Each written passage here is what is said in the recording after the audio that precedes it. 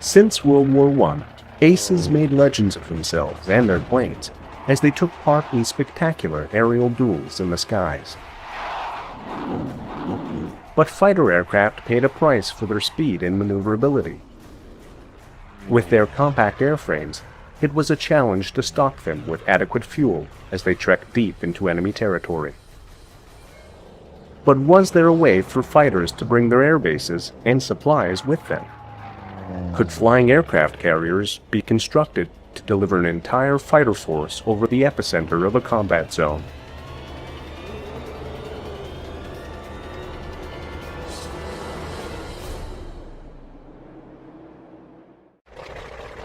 At the end of World War I, the navies of the world began to recognize the strategic significance of the aircraft carrier. These floating runways allowed a nation to bring a fighter force right to its enemy's doorstep. But fighters at this time lacked the range to penetrate into the heart of enemy territory. Carriers could take them to the coastline, but no farther. But what if aircraft carriers could fly? In World War I, German airships had rained terror upon England in the first strategic bombing raids, causing widespread panic and destruction. The British soon adapted their defenses and developed fighters and ammunition designed to bring down these floating giants in a mass of flames. Alone in enemy territory, these airships were helpless. Between the wars, the Royal and U.S. navies toyed with the idea of converting these airships into flying aircraft carriers. They could, in essence, be modified to carry a small air force with them. The U.S. Navy commissioned the USS Akron and the USS Macon as their first flying carriers. Both these airships were designed to ferry a complement of Curtiss Sparrowhawk biplanes in hangars built within their duraluminum hulls. Launching and recovery of these tiny biplanes was achieved by means of a trapeze mechanism extended from the bottom of the airships. The flying aircraft carrier system proved effective in tests and exercises, but its success was short-lived.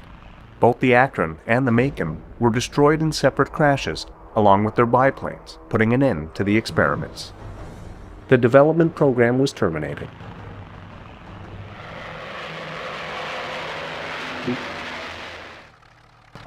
While the Americans toyed with carriers floating in the sky, the Soviets experimented with fixed-wing carriers. Through a project called Zveno, they chain-linked fighters to a large Soviet bomber to create a mighty war machine. Tupolev TB-1s and 3s acted as the mothership, piggybacking between 2 to 5 Polikarpov I-16s. It was a symbiotic relationship. The fighters were not only bodyguards. If their engines were turning on takeoff, they could provide an extra boost, allowing all aircraft to carry a bigger payload. Once airborne, the bombers could in turn carry the fighters to target, or serve as flying fuel pumps, thus increasing fighter range. This Soviet Skycarrier saw limited action against the Germans on the Eastern Front early in the next war. In World War II, both the Axis and Allies struggled with how to protect their bomber forces as they ripped their way in and out of enemy territory. Although both sides had excellent fighters, many simply did not have the range to serve as escort fighters. Could Skycarriers be the solution? During the Battle of Britain, Germany's escort fighter deficiency became readily apparent. The Bf-109 was agile and built for dogfighting, but its designers had sacrificed its fuel capacity to create that dexterity. Once over the channel, the Bf-109 pilots had to keep as close an eye on their fuel gauges as they did on enemy interceptors. The Germans did have a purpose-built escort, the Bf-110, which had the range and firepower to fulfill its duties. But it had sacrificed speed to create that range. The Bf-110 was at the mercy of Britain's speedier Spitfires and Hurricanes. Although these two aircraft were flawed, could Germany combine their strengths to create a superior escort? German aircraft manufacturers sought to answer that very question. One simple solution was for the Bf-110 with greater fuel reserves to tow a Bf-109 all the way to Britain. Once over enemy airspace, the host aircraft released the Parasite fighter. Free from the tether, the Bf-109 pilot fired up his engine and set about defending the German bomber force from any hostiles. In this instance, the Bf-110 was transformed into a basic Skycarrier. The designers at Junkers and the German Research Institute DFS took this concept one step further. They explored the possibility of the host aircraft not only towing, but also controlling a Parasite escort fighter. In DFS's first experiments, a Heinkel HE-46 with a winch and coupling hook built into its tail was to join up with a Gotha GO-150 with a specially designed nose mount. Unlike the Bf-109 and the Bf-110, the marriage of the two aircraft took place in the air. An HE-46 crew member unwound the kite-like coupling hook until it was a safe distance from his aircraft. The GO-150 pilot then approached from the rear and tried to link up his nose mount with the coupling hook, dangling on the end of the cable. It was a tricky maneuver, requiring a patient and adept pilot.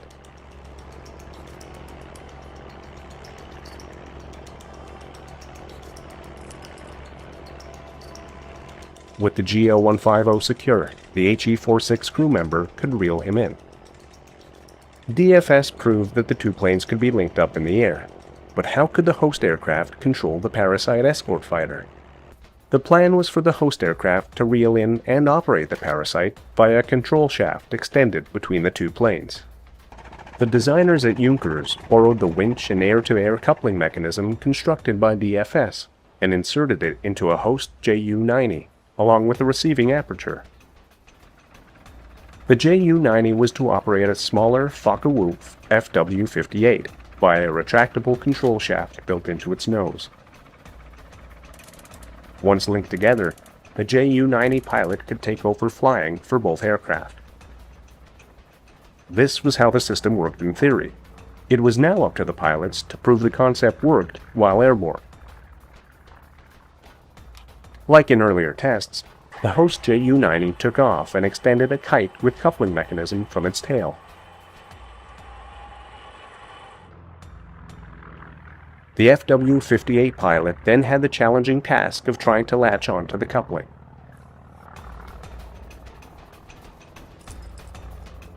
With the FW-58 secure on the end of the line, the Ju-90 pilot reeled him in close enough to join with the control shaft.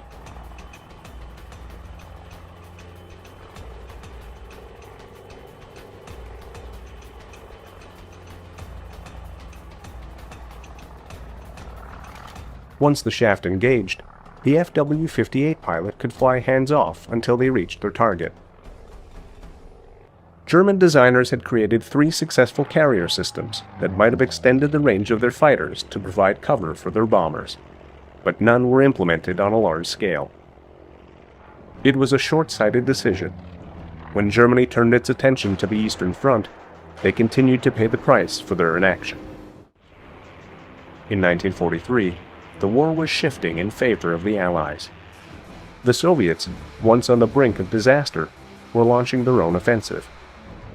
Soviet industry was able to assemble tanks, munitions, and aircraft unhindered, as the Germans had not prepared for a long-range strategic bombing campaign.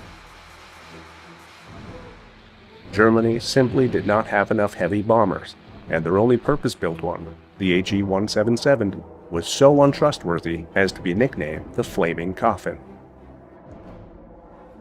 In this desperate time, the designers at Junkers came up with one of the most bizarre proposals for a bomber of World War II, the Ju-290Z. This aircraft design was unconventional in 2 senses. First of all, it was a Zwilling or twin, meaning 2 aircrafts were to be joined together at the wing to create one monstrous airplane. In the case of the 290Z, Two Ju-290s were to be merged together to produce a formidable 8-engined aircraft. It was hoped that its additional range and power would enable Germany to strike at the heart of Soviet industry behind the Ural Mountains. The only problem was if Germany launched such a strike, it had no escort fighters with the range and maneuverability to defend the 290Z. It could be obliterated before it even got to target.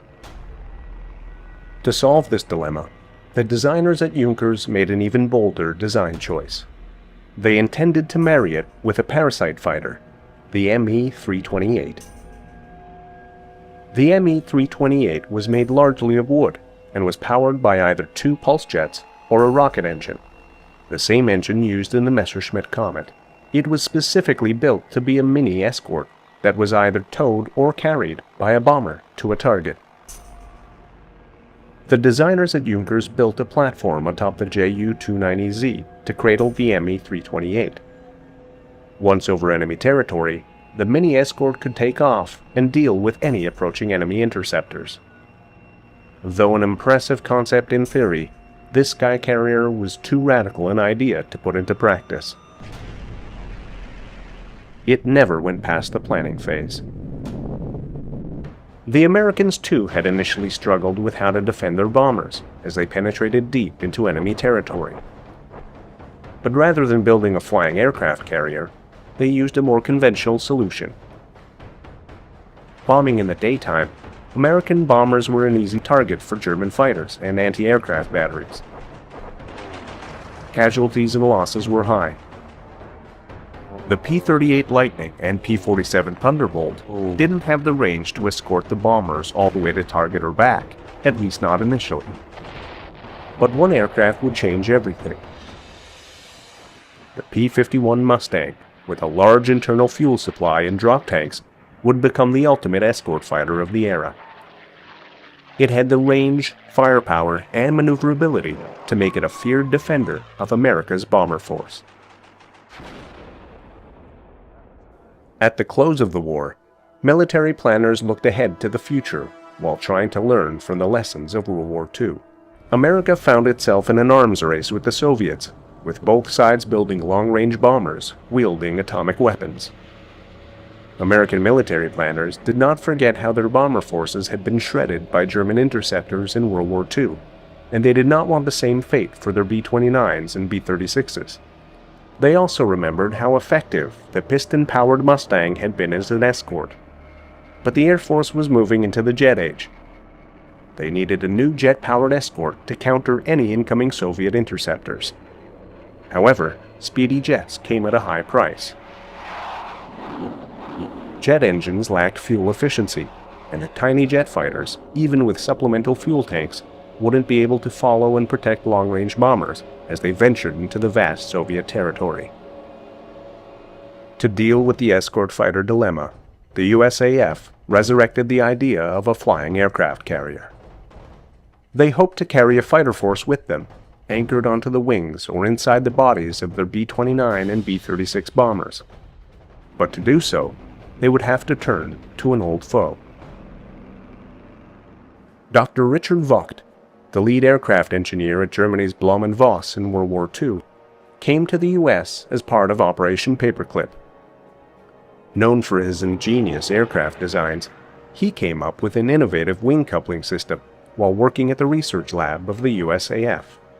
The Germans, during the war, had done a considerable amount of work on wingtip towing. What they were doing was, their theory was that you could add anything out on a wingtip of an airplane, and the increase in aspect ratio of the wing gave you sufficient lift to more than counterbalance the increased drag.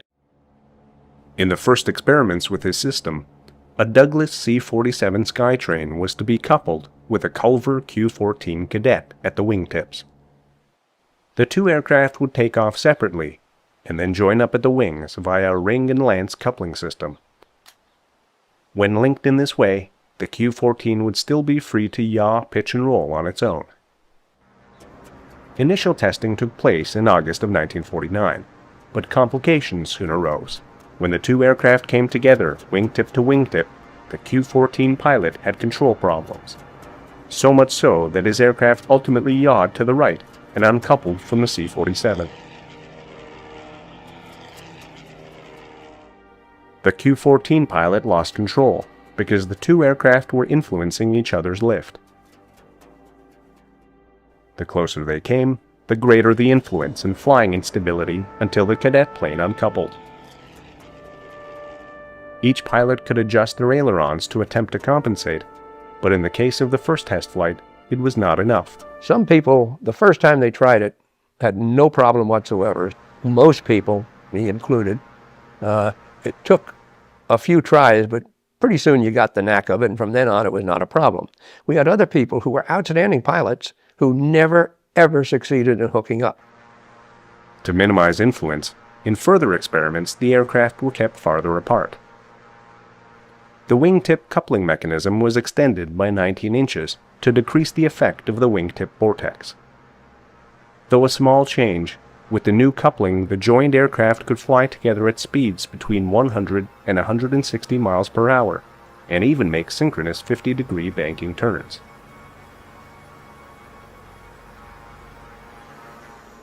Two wingtip programs were given the green light, utilizing bombers and contemporary jet fighters, Project Tiptoe and Project TomTom. Project Tiptoe sought to couple straight-wing F-84s to the wings of a B-29, in much the same manner as the Q-14 and C-47. Republic Aviation headed the project, and testing produced positive results. The B-29 Superfortress was transformed into a flying aircraft carrier, ferrying an F-84 on each wing. While safely coupled, the fighters could switch off their jet engines to conserve fuel. If an enemy aircraft appeared, the pilots could light up their engines again to intercept.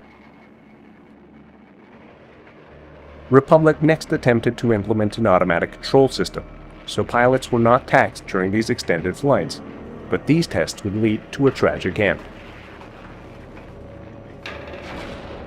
They were flying out of the Republic plant on Long Island, and there was to be the first test of the autopilot. Bud Anderson hooked up, could not get his autopilot to engage, so he disengaged from the B-29. John Davis hooked up on the other wing, engaged his autopilot. Immediately, there was a hard over, nose up, rolled over, came down on the wingtip of the B-29, knocked half the wingtip of the B-29 off. That airplane went in with its full crew. John Davis flew around for a while, but couldn't get out, and he was killed on landing. And that was the end of that program. Project TomTom had a similar grim fate. This program attempted to link a B-36 mothership with two RF-84Fs. In September of 1956, an RF-84F tore away from the wing of a B-36. Though no one was killed, the program was deemed too dangerous and the project cancelled. Wingtip coupling proved too radical a method for linking escort fighters and bombers. But the USAF still had the greater problem of protecting the bomber force.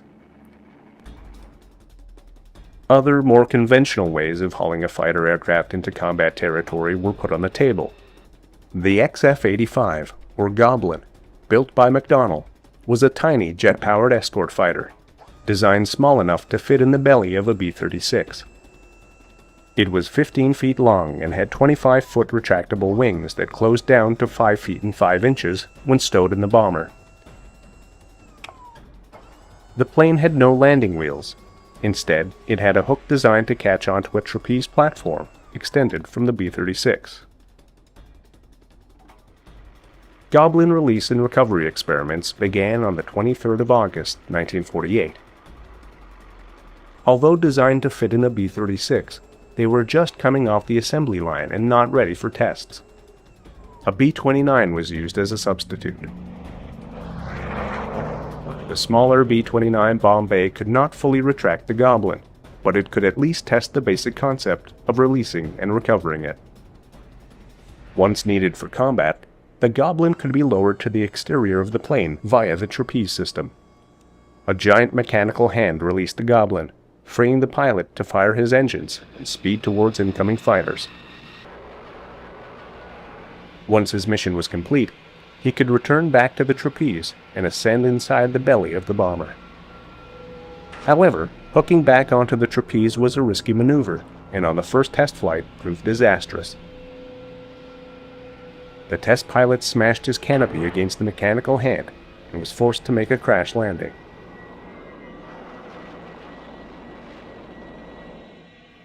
Though the aircraft was badly damaged, this was not the death of the Goblin.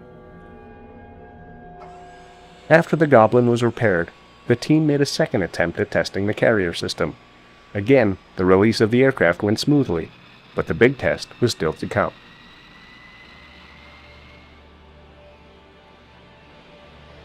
This time, the Goblin pilot had better luck. He hooked onto the trapeze and was retrieved into the safety of the B-29. Overall, the system worked, but not well enough to impress the USAF leadership. The Goblin project was rejected, as the tiny XF-85 would not have been able to match the performance of the contemporary interceptors of its era.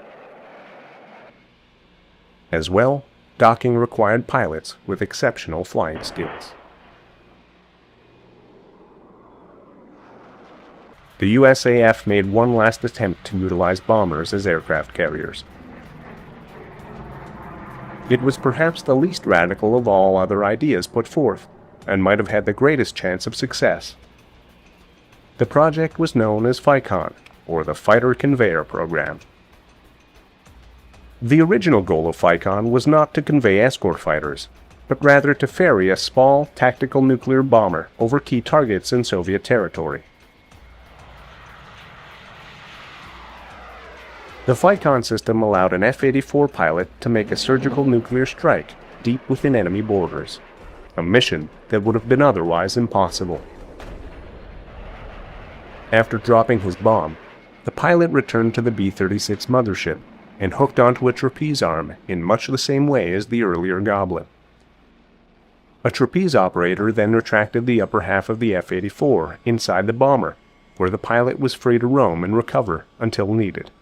FICON went into service in the mid-1950s, but its nuclear mission was turned on its head. There ultimately was one squadron of them, but they were not used for protection. What they were used for photo reconnaissance. The B-36 would get fairly close to the bad people, and then they would send off the RF-84 to take pictures and get back up, since he could go pretty fast. By the late 1950s, the entire system of flying aircraft carriers was abandoned altogether. The advent of air-to-air refueling meant that tiny jet fighters could replenish their fuel supply several times on the way to a target, whether acting as escorts, tactical bombers, or reconnaissance planes. Furthermore, the arrival of ICBMs made high-flying nuclear bombers a thing of the past. With no fleet of bombers to protect, there was no pressing need to develop a way of ferrying escort fighters into battle. From the Akron, to the Ju-290Z, to Tiptoe, to TomTom, to the Goblin, and to FICON, airborne carriers always appeared promising as a concept, but it was simply an idea that remained in the clouds. One that was often too complex, too dangerous to implement, and ultimately eclipsed by new ideas, new forms of technology.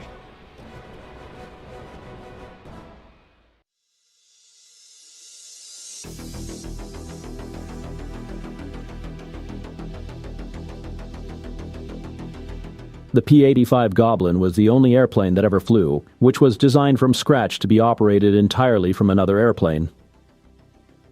All other Parasite airplane projects use modifications of existing airplane designs to accomplish the task. The development of the B-36 by the Consolidated Vultee Aircraft Corporation of Fort Worth, Texas, resulted in a requirement for a means to provide fighter protection for the bomber at any distance from the friendly base that far exceeded the range of currently available escort fighter airplanes.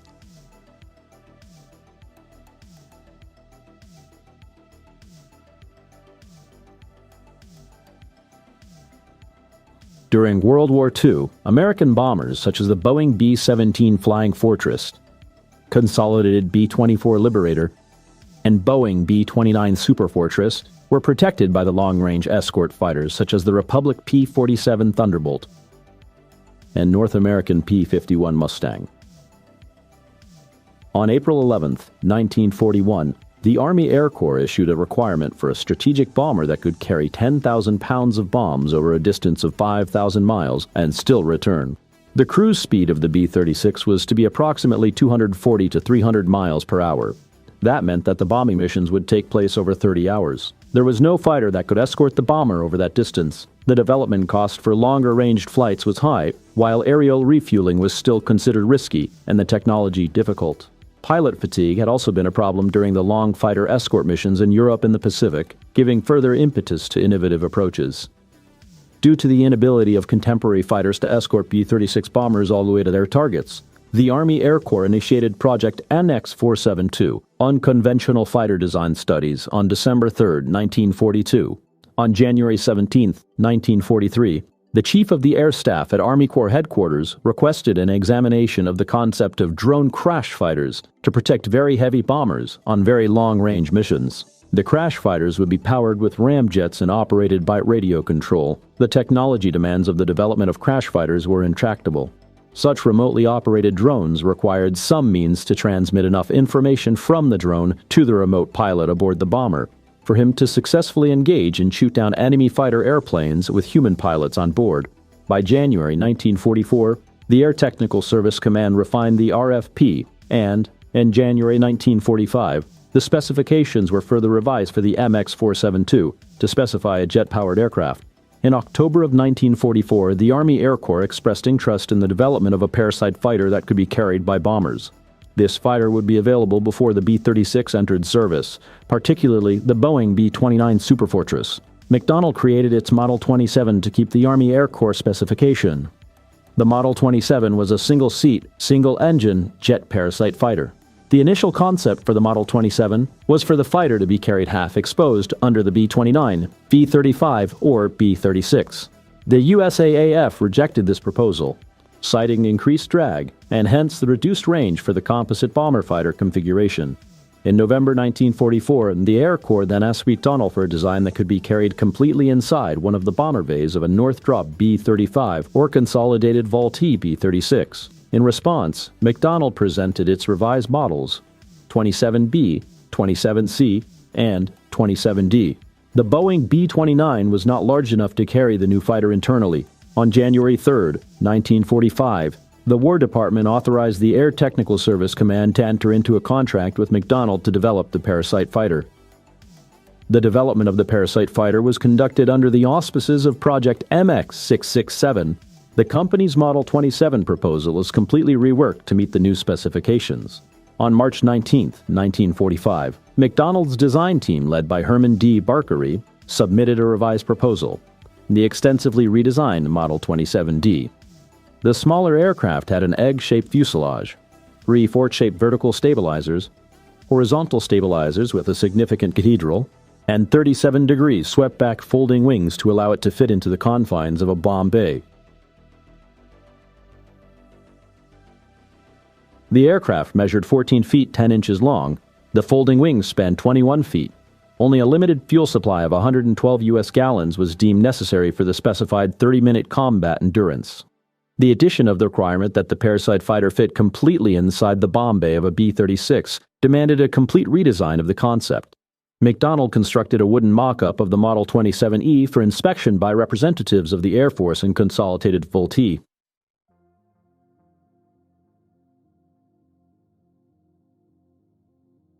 They also built a mock-up of an entire B-36 bomb bay, complete with the Goblin trapeze installation. On the 9th of October 1945, the USAAF signed a letter of intent covering the engineering development of 2 prototypes, although the contract was not finalized until February of 1947. The definitive Parasite fighter contract, calling for the production of 2 prototype airplanes in a static test article, was approved on February 5, 1947. The McDonnell Model 27E was selected to meet the requirement for the high-altitude Parasite airplane. The Model 27E was redesignated XP-85. but by June 1948, it was changed to XF-85 and given the name Goblin. McDonnell had a tradition of naming its aircraft after mythical creatures of the spirit world. Their first Air Force fighter had been called the Moonbat. Their naval fighters were named Phantom, Banshee, and Demon. There were plans to acquire 30 production P-85s, but the USAAF took a cautious approach. If test results from the two prototypes were positive, production orders for more than 100 of the Goblins would be finalized later. During wind tunnel testing at Moffett Field, California, the first prototype XF-85 was accidentally dropped from a crane at the height of 40 feet, causing substantial damage to the forward fuselage, air intake, and lower fuselage. It was later determined that the sky hook latch had been improperly reassembled after the arrival of the Goblin at the wind tunnel facility. XP-85 was disassembled and loaded into a Fairchild C-82 packet to be returned to McDonnell in St. Louis for repairs to its fuselage. The second prototype had to be substituted for the remainder of the wind tunnel tests and the initial flight tests. Following the completion of the wind tunnel tests at Ames, the XF-85 was returned to McDonnell in St. Louis in the early spring of 1948. McDonnell spent 2 months preparing the Goblin for its first flight. It was disassembled for shipment to Muroc Air Force Base on May 17, 1948. This base was selected as the location for the flight tests of the XF-85. By 1948, Muroc Air Force Base had become the primary flight test and research base of the Air Force and the National Advisory Committee for Aeronautics. As a production series B-36 was unavailable, all XF-85 flight tests were carried out using a converted EB-29B Superfortress mothership. This mothership had a modified cutaway bomb bay complete with a trapeze, front airflow deflector, and an array of camera equipment and instrumentation. The pilot of the XF-85 Goblins on all 7 flights was Edwin F. Schoch. Schoch had graduated from the Virginia Polytechnic Institute in 1941. He was commissioned as an ensign in the U.S. Navy in April 1942. He flew 1 tour of duty in F-6F Hellcats with VF-19 aboard the USS Lexington. He shot down 4 Japanese airplanes. His awards included the Navy Cross, Distinguished Flying Cross, and the Air Medal. At the war's end, he was flying Corsairs with the VBF-150 on USS Lake Champlain. Schoch took a job with McDonnell as a test pilot. While Monstro was airborne, Ed Schoch prepared for the first XF-85 free flight by practicing the approach to Monstro's trapeze in a Lockheed F-80 Shooting Star. A wire representation of the skyhook was installed in the nose of the Shooting Star. A pilot in a second F-80 flew chase on Schoch's airplane. A second B-29 flew alongside Monstro to film the operation. Although the Shooting Star and the Goblin had roughly similar performance, the XF-85 would prove to be more challenging to fly. Since the EB-29B, named Monstro, was smaller than the B-36, the XF-85 would be flight tested half exposed. To load the XF-85 into the host plane, a special loading pit was dug into the tarmac at South Base, Murdoch Airfield, where all the flight tests had originated. On July 23, 1948, the XF-85 flew the first of 5 captive flights, designed to test whether the EB-29B and its Parasite fighter could fly mated. The XF-85 was carried in a stowed position, but was sometimes tethered and extended into the airstream with the engine off, for the pilot to gain some feel for the aircraft in flight. The first free flight of the XF-85 occurred on August 23, 1948. Albert Korschel flew the EB-29B at 200 miles per hour for a few minutes after it had reached the launch altitude of 20,000 feet to cool down its engines. Schoch started the engine of the XF-85 and ran through the pre-release checklist. While he had established that the systems of the Goblin were functioning properly, he called to Ish to raise the horse collar. Schoch toggled the switch to tumble the head of the Goblin's skyhook. The XF-85 rapidly fell away from the trapeze. Schoch spent 10 minutes feeling out the controls of the little airplane. He varied its airspeed from 180 to 250 miles per hour. He stabilized the XF-85 in level flight and tested each control in turn. Schoch felt that the Goblin's stability and control in roll was excellent. Its stability and control in yaw was not quite as good, but it was still positive. When he attempted a hookup, it became obvious the Goblin was extremely sensitive to the bomber's turbulence, as well as being affected by the air cushion created by the 2 aircraft operating in close proximity. Constant but gentle adjustments of throttle and trim were necessary to overcome the cushioning effect. After 3 attempts to hook onto the trapeze, Schoch miscalculated his approach and struck the trapeze so violently that the canopy was smashed and ripped free, and his helmet and mask were torn off. He saved the prototype by making a belly landing on the reinforced skid at the dry lake bed at Merak. After boosting the trim power by 50%, adjusting the aerodynamics, and other modifications,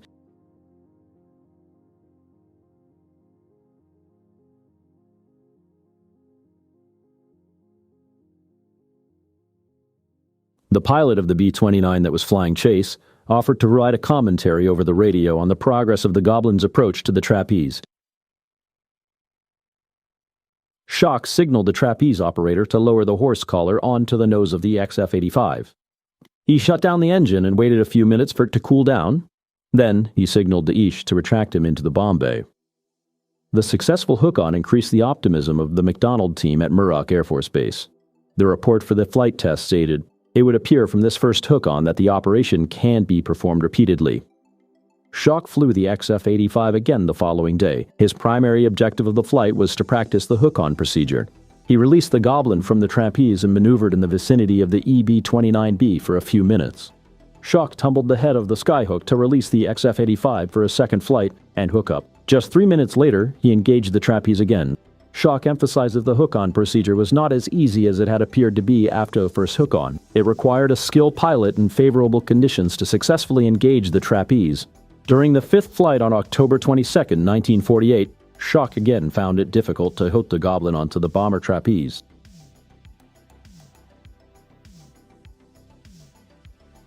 The Goblin touched down on the skid at 145 miles per hour, trailing another long plume of dust across Rogers Dry Lake. The turbulent air near the trapeze, in conjunction with the added turbulence from the uncovered skyhook well, made the XF-85 too unstable to hook on to the trapeze.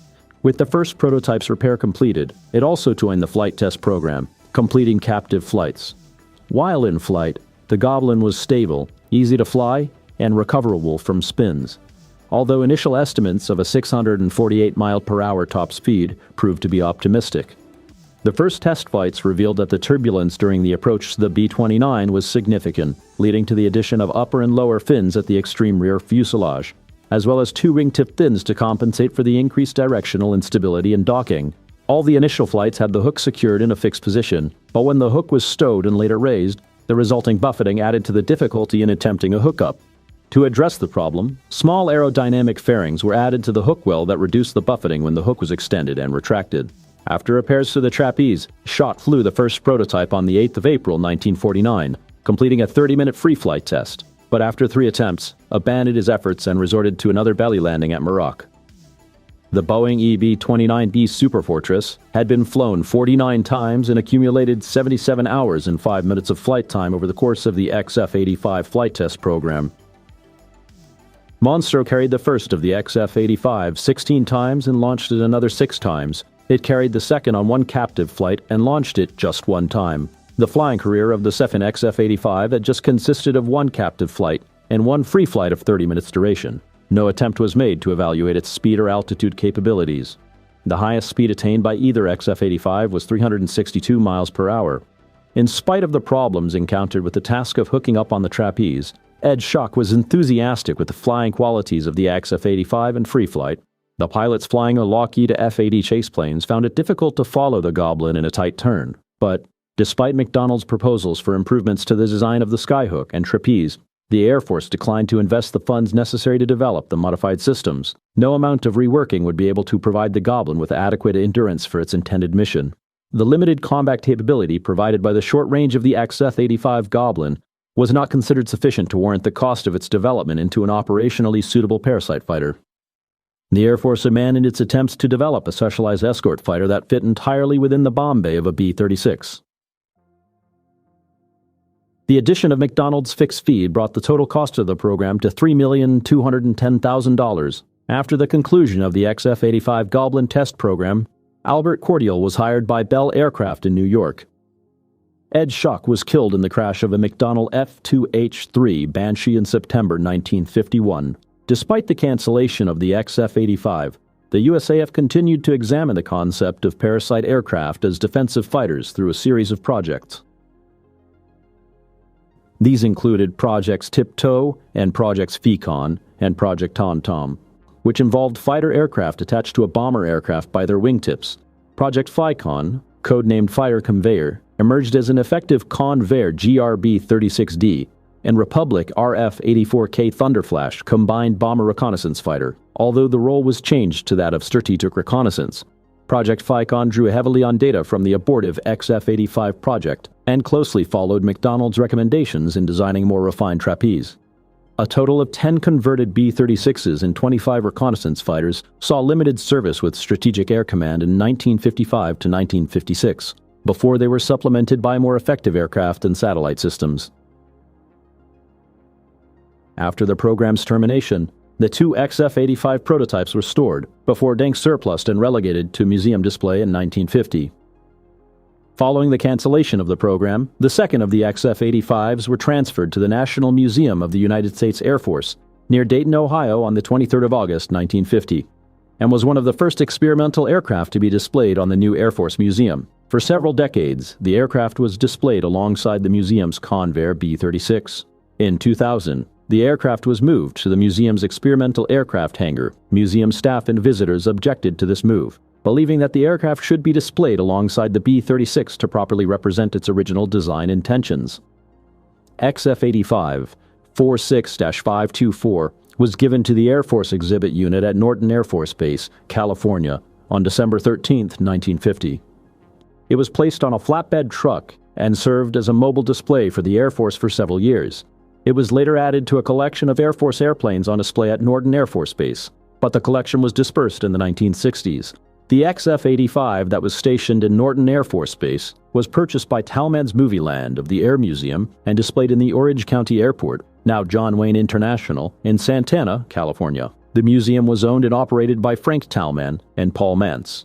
In May 1968, a large portion of the Movieland Air collection was auctioned off.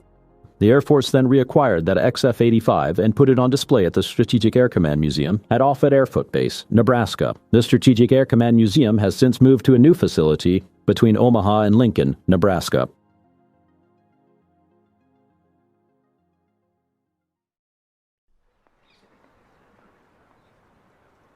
It is a historical discovery worth its weight in gold. A truly important document of German aviation history is uncovered. It is not found in the archives or by any secret military personnel after the war. It happens instead by accident. On an ordinary day for this factory worker, he discovers a sealed canister containing a drawing. It appears to be a blueprint for the design of an aircraft. On closer inspection, the document dates back to the mid-1920s. What it turns out to be are the workings of a deadly state-of-the-art bomber, illegal in Germany at that time. Its origins are inspired by this strangely designed plane. It may look backwards, but the logic behind the design is truly forward in thinking. It is one of the original tail-first Canard-designed planes, and the concept behind it demonstrates Germany's desire to be at aviation's vanguard. In the NT, again the Doak, late 20s, they had this design. Tail first, not really an airliner, but a few seats. The tail first design would allow you to triumph against the stall. The stall was very much a feared thing. You lose control, you crash. A Canard, a tail first design, can say that if forward tail stalls, nose goes down, pick up speed, airplane stays in the air, all is well. The prototype flew around 1927-28, worked quite well. It is an unconventional design by an unconventional designer. Heinrich Fokker is hoping to remove one of the pilot's biggest concerns since the birth of aviation, the dreaded stall factor. Thus, the design is catching the attention of aviation enthusiasts from around the world. Innovative as the F-19 may be, it is not without its flaws. Eventually, it crashed. If you lose control of it at low level, it's deadly. And Mr. Wolf, the Wolf of the Fokker-Wulf, he's the one who died in the crash. With the death of their founder, and with military aircraft strictly forbidden in Germany, those at Fokker-Wulf are now at a fork in the road. Do they keep on developing Canard technology for peaceful and, most importantly, legal purposes? or do they risk both the company's future and their freedom by turning it into a deadly weapon of force? In an extremely risky decision in the history of the company, the plan for the F-19 dramatically changes. Instead of being the originally planned sports plane, it is now going to be a deadly bomber, capable of causing tremendous havoc over Europe's skies. The man behind this madness is one of Germany's true engineering geniuses, Kurt Tank, who joins Focke-Wulf as a result of a company takeover. Being there every step of the way, he harnesses and perfects this technology into what becomes known as the Model 42. The source of funding for this ambitious project in an economically starved country is still unknown. However, there is one thing for certain. Germany's quest to rule the skies is something neither military defeat nor monetary limitation can stop. Tail-first design was developed for a number of reasons. If you have a Canard configuration, you have a very thin nose because your engine is behind the pilot. You can technically, at least in theory, increase speed with the same amount of power, which is good for combat aircraft. Also, because you have a fairly thin nose, you can improve, to a certain extent, pilot visibility.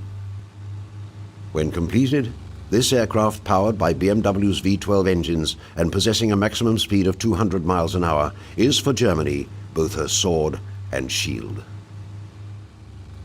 Any potential enemy will think twice about pushing around a Germany possessing an arsenal of aircraft carrying 20 200-pound bombs on board.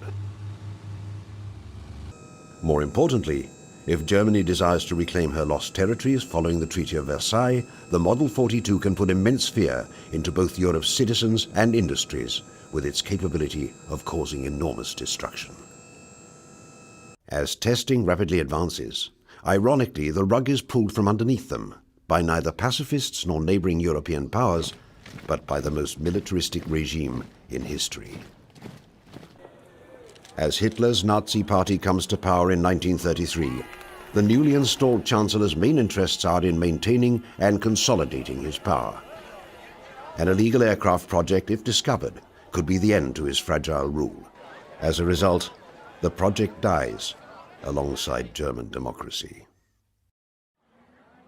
Although the Model 42's future is ended with the single stroke of a pen, the concept of Canard technology lives on. Focke-Wulf obeys the government's decision, but at the same time rapidly develops what is known as short takeoff and landing technology. One of its crown jewels is the FW-61, the world's first fully controllable helicopter.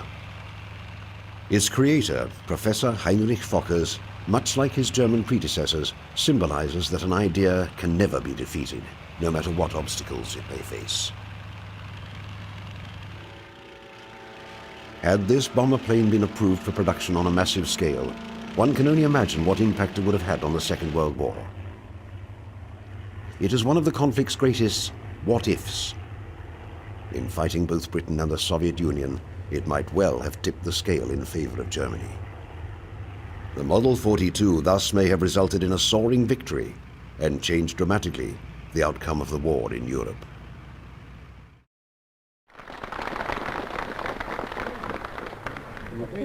I name you hero and wish you good luck and Godspeed to all who fly in this type.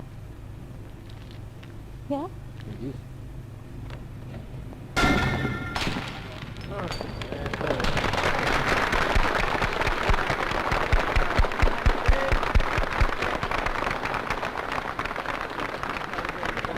Thank you very much.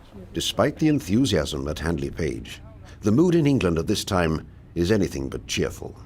By 1937, the drums of war are beginning to be heard across the nation.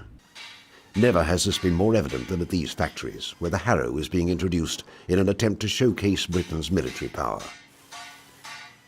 Unfortunately, it is technologically years behind the now cancelled Model 42. With $400 million being spent on aviation in a single year, the government assures its citizens that they have nothing to fear with this powerful weapon on their side. However, the question remains as to whether these bombers can stand up to the growing German threat. These fears are finally realized as Britain's cities are repeatedly bombed by the Luftwaffe, causing enormous destruction and loss of life. The Blitz has now focused the world's attention to what the bomber is capable of doing.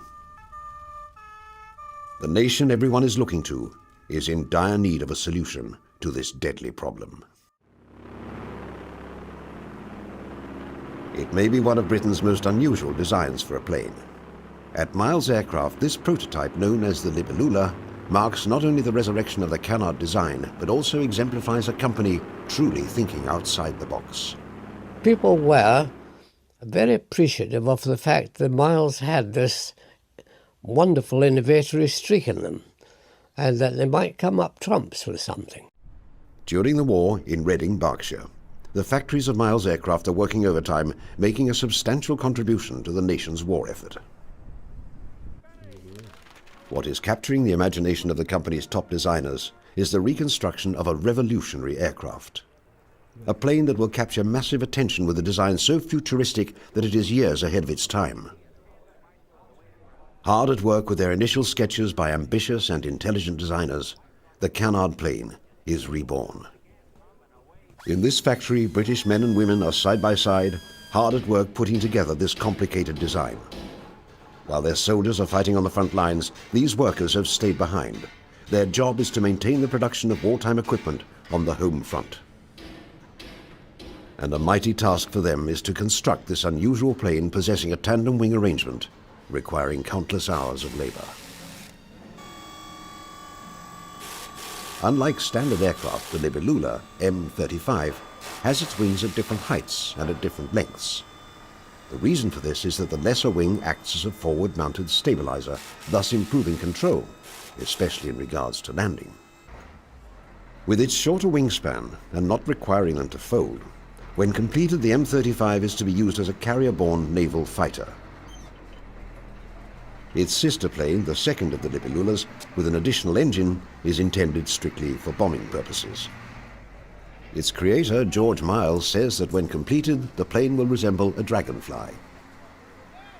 In just 90 days, the first plane is built, remarkable for its time. Those at Miles Aircraft are determined to see what this plane can do once it is up in the air. Getting the plane ready for flight, engineers are putting the Libellula in position. As the final inspections are being conducted both underneath the plane and in the cockpit, the company, having a huge investment in the aircraft's success, hopes to put it into mass production shortly, pending government approval.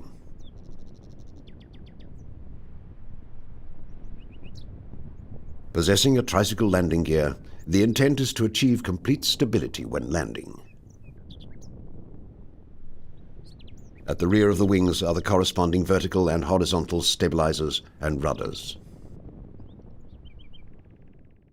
Once in the air, the plane is able to fly at 160 miles an hour and climb at a rate of 1,100 feet a minute. Its Canard features lend the aircraft well to both high and low-speed flight. With all of its advantages, however, the Libellula is not without its drawbacks. So the Libellula, the problem was to control the aircraft for takeoff and landing. It had two sets of flaps with 5 settings for each set. So you had a potential 10 combinations.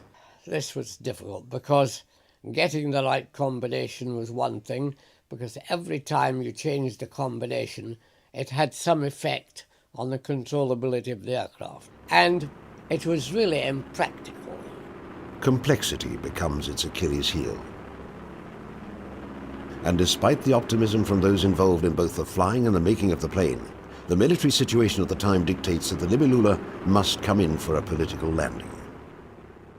In many ways, it is surprising that both versions of the design never go into mass production. However, its fate, similar to that of the Model 42, rests not on the aspiration of its designers, but on external circumstances. Britain, now with the United States and the Soviet Union as allies, is turning the tide against the German war machine. As a result, the demand for the Libellula evaporates. With prospects for the Canard design now looking all but dead, miraculously, it once again is resurrected. This time, however, it is not done by any European power. Instead, it is done across the Atlantic Ocean, in America, the birthplace of aviation. Here, the Canard design is reincarnated. The United States, referred to by Japanese Admiral Yamamoto as the sleeping giant, has awakened. Having an industrial capacity second to none, geography is the country's greatest asset. A massive labor force working uninterrupted, without fear of factories being bombed, is Uncle Sam's greatest advantage. And aircraft production is no exception. In terms of quantity, the United States is the undisputed champion. No European nation can even come close to their rate of production. However, while the country leads in quantity, it is quality that one aircraft company aspires to excel at. But there was definitely a potential there.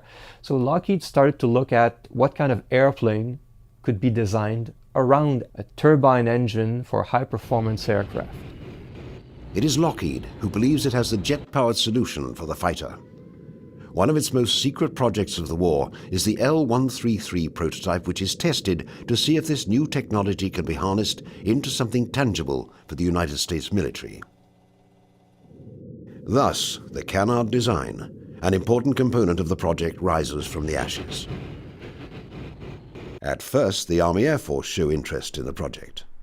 The emerging military-industrial complex, however, dictates the final decision, with it becoming a case of quality versus quantity that ultimately determines the project's future. They looked at it and sort of, well, this is all very interesting, but you have an engine that's a wee bit on the complicated side, and you're producing Hudsons for the Brits, Lightnings for us, you're producing light transport aircraft, and in some cases, like Lightning, for example, your deliveries are good, but may not be quite as good as we would like them to be. And you want to get involved in the design of a new type of engine and a new type of aircraft. Please slow down. Our enthusiasm is not necessarily there. With war raging on in both Europe and the Pacific, a policy of producing what is known and reliable is enacted. Every second must be accounted for. With the possibility of the model not functioning properly, precious time must not be spent testing the unknown. Thus, the L-133 becomes, much like the Model 42 and the Libellula, an aircraft whose potential remained unfulfilled. There is no doubting, however, with its state-of-the-art technology, the development of the L-133 would have brought Canard technology to a new level. It is the right place, just not the right time for Lockheed. To the employees at Curtiss-Wright and Canard enthusiasts, deliverance has arrived with the XP-55, known as the Ascender. With the main wings located at the tail end of the fuselage, it is certain to attract attention due to its unique design.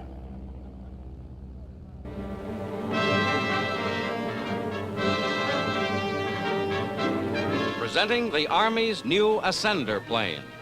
With its elevator controls in the nose and its motor and propeller in the rear, this push-propelled fighter reverses conventional airplane design. Developed experimentally as the XP-55, the new plane gives forward vision for the pilot and a clear path for his gunfire. In action, the darting tail-first Ascender seems to fly backwards.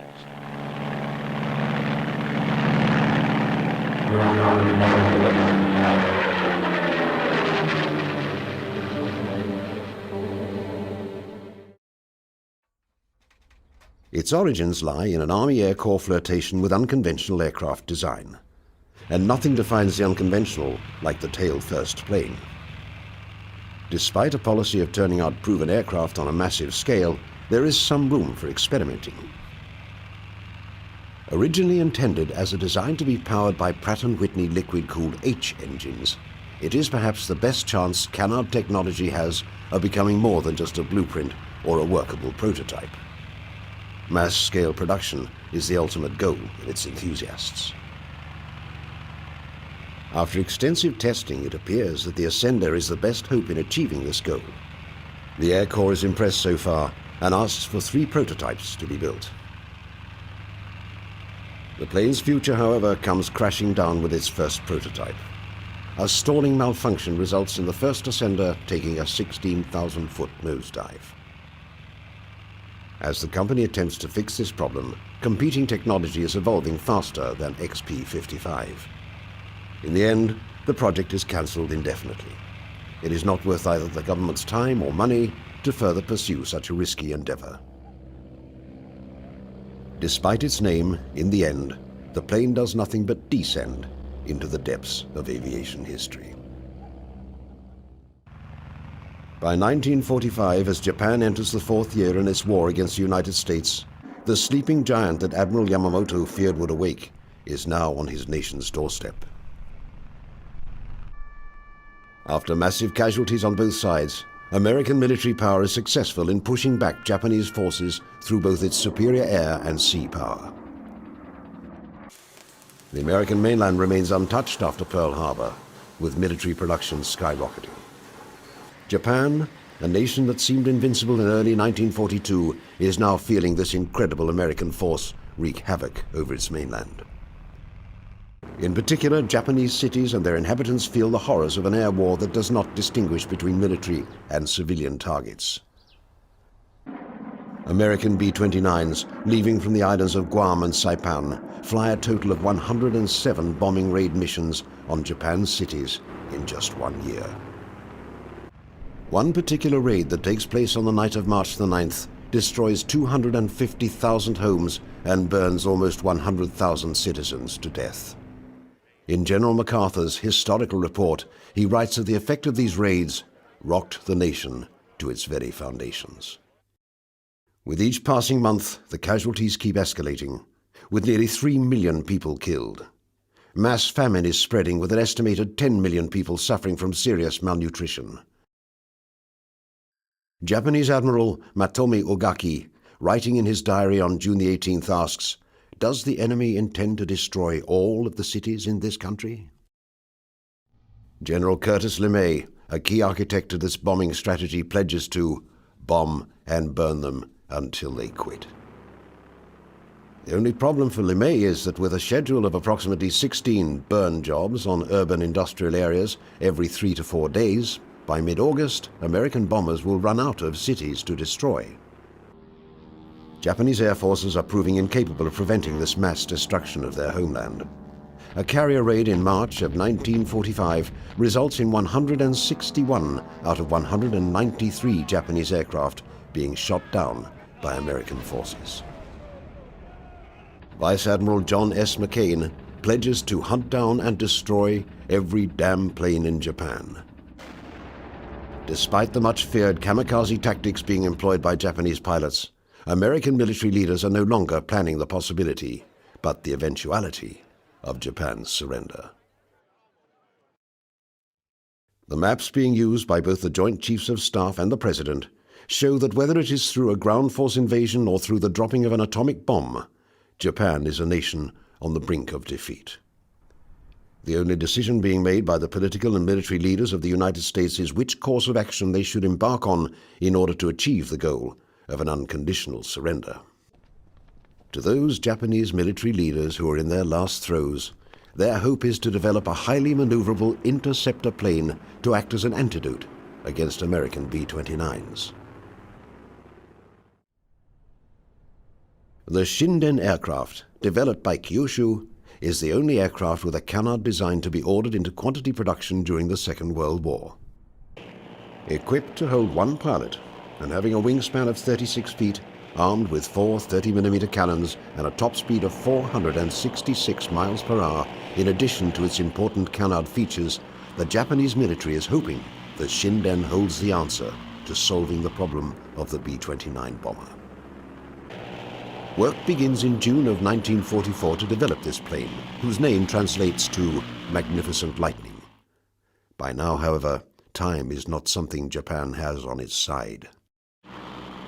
Although the first prototype of the Shinden flies on August the 3rd, it is simply too late to prevent a devastating American attack. 3 days after it is tested, the first atomic bomb is dropped on Hiroshima. 3 days later, the city of Nagasaki is dealt the same blow. With these 2 bombings, in addition to the Soviet Union declaring war against Japan, the demand of unconditional surrender is met on September the 2nd, 1945, marking the end to war in the Pacific. The story of the Shinden remains one of the greatest what-ifs in Second World War history. Had Japanese production and testing begun earlier, Would this aircraft have been able to stop American bombing plans as hoped? If the jet technology for this aircraft arrived in time, would the Shinden have been to Japan what the Spitfire and Hurricane had been to Britain in its time of need? For it remains an unknown piece of Canard history.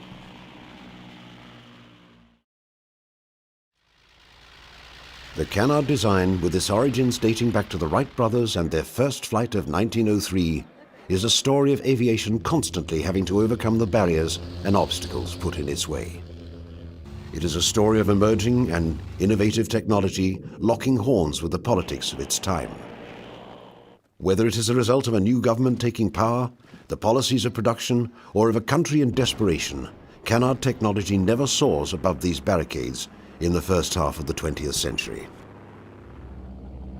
There is no doubting, however, what Canard technology represents in the history of aviation. It symbolizes the innovative spirit, and it symbolizes the proud heritage of aviation. The Canard design is to be remembered through its planes and by the people that created them.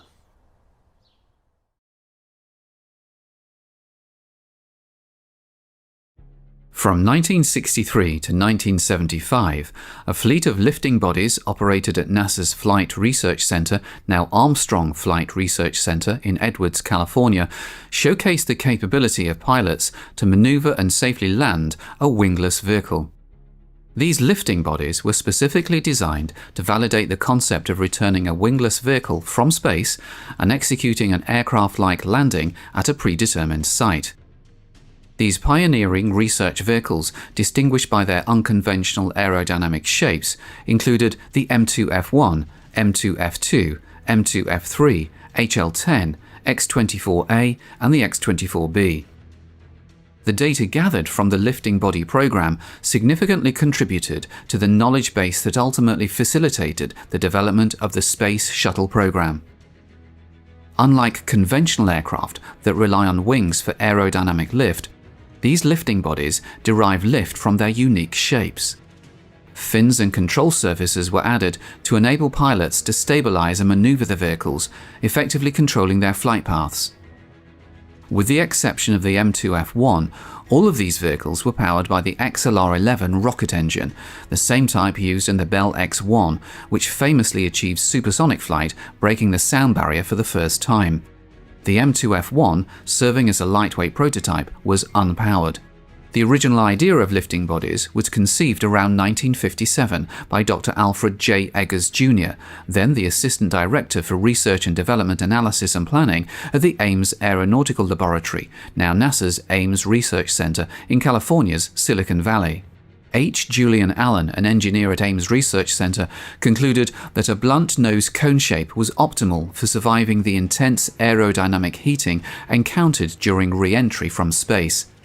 The collective research efforts of Eggers, Allen, and their team culminated in the design of the M2, a modified half-cone shape characterized by a rounded bottom and a flat top, featuring a blunt, rounded nose and twin tail fins. This innovative configuration, along with subsequent lifting bodies, enabled them to be maneuvered both laterally and longitudinally, facilitating landings on runways rather than relying on ocean splashdowns typical of contemporary ballistic capsules used in programs like Mercury, Gemini, and Apollo. In 1962, Flight Research Center Director Paul Bickle greenlit a program aimed at constructing a lightweight, unpowered lifting body to serve as a prototype for testing the wingless concept. Resembling a flying bathtub, this prototype was designated the M2F1. Crafted by sailplane designer Gus Briegleb, the M2F1 featured a plywood shell enveloping a tubular steel frame meticulously assembled at the center. Construction reached completion in 1963. The initial flight trials involved towing the M2F1 aloft using a souped-up Pontiac convertible, reaching speeds of up to 120 miles per hour across Rogers Dry Lake. These early tests yielded sufficient flight data about the M2F1, paving the way for subsequent flights behind a NASA R-4D towplane at higher altitudes. The R-4D, a Navy designation for the C-47 or civilian DC-3 aircraft, towed the craft to an altitude of 12,000 feet, where it was then released to soar freely back to Rogers Dry Lake, marking a significant milestone in the experimental journey of the M2F1 lifting body. NASA research pilot Milt Thompson flew the M2F1 during the first series of tests. During typical glide flights with the M2F1, the aircraft would remain airborne for several minutes, cruising at speeds ranging from 110 to 120 miles per hour. Remarkably, the M2F1 underwent over 400 ground tows and 77 aircraft tow flights before being retired from active service. Today, this significant historical artifact is under the ownership of the Smithsonian's National Air and Space Museum. Currently, it's on a long-term loan to NASA Armstrong, where it has undergone meticulous restoration to resemble its flight-worthy condition, allowing future generations to appreciate its pioneering contributions to aerospace research and development. The success achieved through the M2F1 program spurred NASA to embark on the development and construction of two heavyweight lifting bodies, drawing from studies conducted at NASA's Ames and Langley research centers. These lifting bodies were the M2F2 and the HL-10, both of which were manufactured by Northrop Corporation. In the nomenclature, the M denotes manned, while the F signifies flight. The HL designation originates from horizontal landing, with the number 10 indicating the 10th lifting body design explored by Langley. Subsequently, the US Air Force also expressed interest in lifting body research, leading to the creation of a third design concept known as the X-24A, fabricated by the Martin Company. This model underwent modifications to become the X-24B, with both configurations actively participating in the joint NASA-Air Force lifting body program at the Flight Research Center. The fundamental flight profile of these heavyweight lifting bodies involved air launching from NASA's modified NB-52B Mothership at an altitude of approximately 45,000 feet, marking the commencement of their experimental flight missions. The XLR-11 rocket engine was then ignited and the vehicle accelerated to speeds of up to 1,100 miles per hour and to altitudes of 60,000 to 70,000 feet. After the rocket engine was shut down, the pilots began steep glides towards the Edwards runway. As the pilots initiated the final approach leg, they augmented their rate of descent to accelerate and harness momentum, executing a flare-out maneuver to decelerate their landing speed to approximately 200 miles per hour, mirroring the basic approach pattern and landing speed utilized by today's space shuttles. The inaugural flight of the M2F2, which closely resembled the M2F1, took place on July 12, 1966, with Milt Thompson once again at the controls. By this time, the same B-52 aircraft responsible for air launching the renowned X-15 rocket research craft had been adapted to also accommodate the lifting bodies. The M2F2 was released from the B-52's wing pylon mount at an altitude of 45,000 feet during its maiden glide flight. The M2F2, weighing in at 4,620 pounds without ballast, measured approximately 22 feet in length and boasted a width of about 10 feet. Tragically, on May 10, 1967, during the 16th glide flight, a landing mishap resulted in severe damage to the vehicle and inflicted serious injuries upon the NASA pilot Bruce Peterson. NASA pilots identified lateral control issues as a contributing factor to the crash of the M2F2, despite the presence of a stability augmentation control system. Subsequently, when the M2F2 underwent reconstruction and was rebranded as the M2F3, enhancements were made to rectify these concerns. One notable modification included the addition of a third vertical fin, strategically positioned between the tip fins to enhance control characteristics. The maiden flight of the revamped M2F3 occurred on June 2, 1970, with NASA pilot Bill Danner at the helm. This initial flight was a glide test aimed at assessing the performance changes resulting from the modifications. Notably, the modified vehicle demonstrated significantly improved lateral stability and control attributes compared to its predecessor, the M2F2.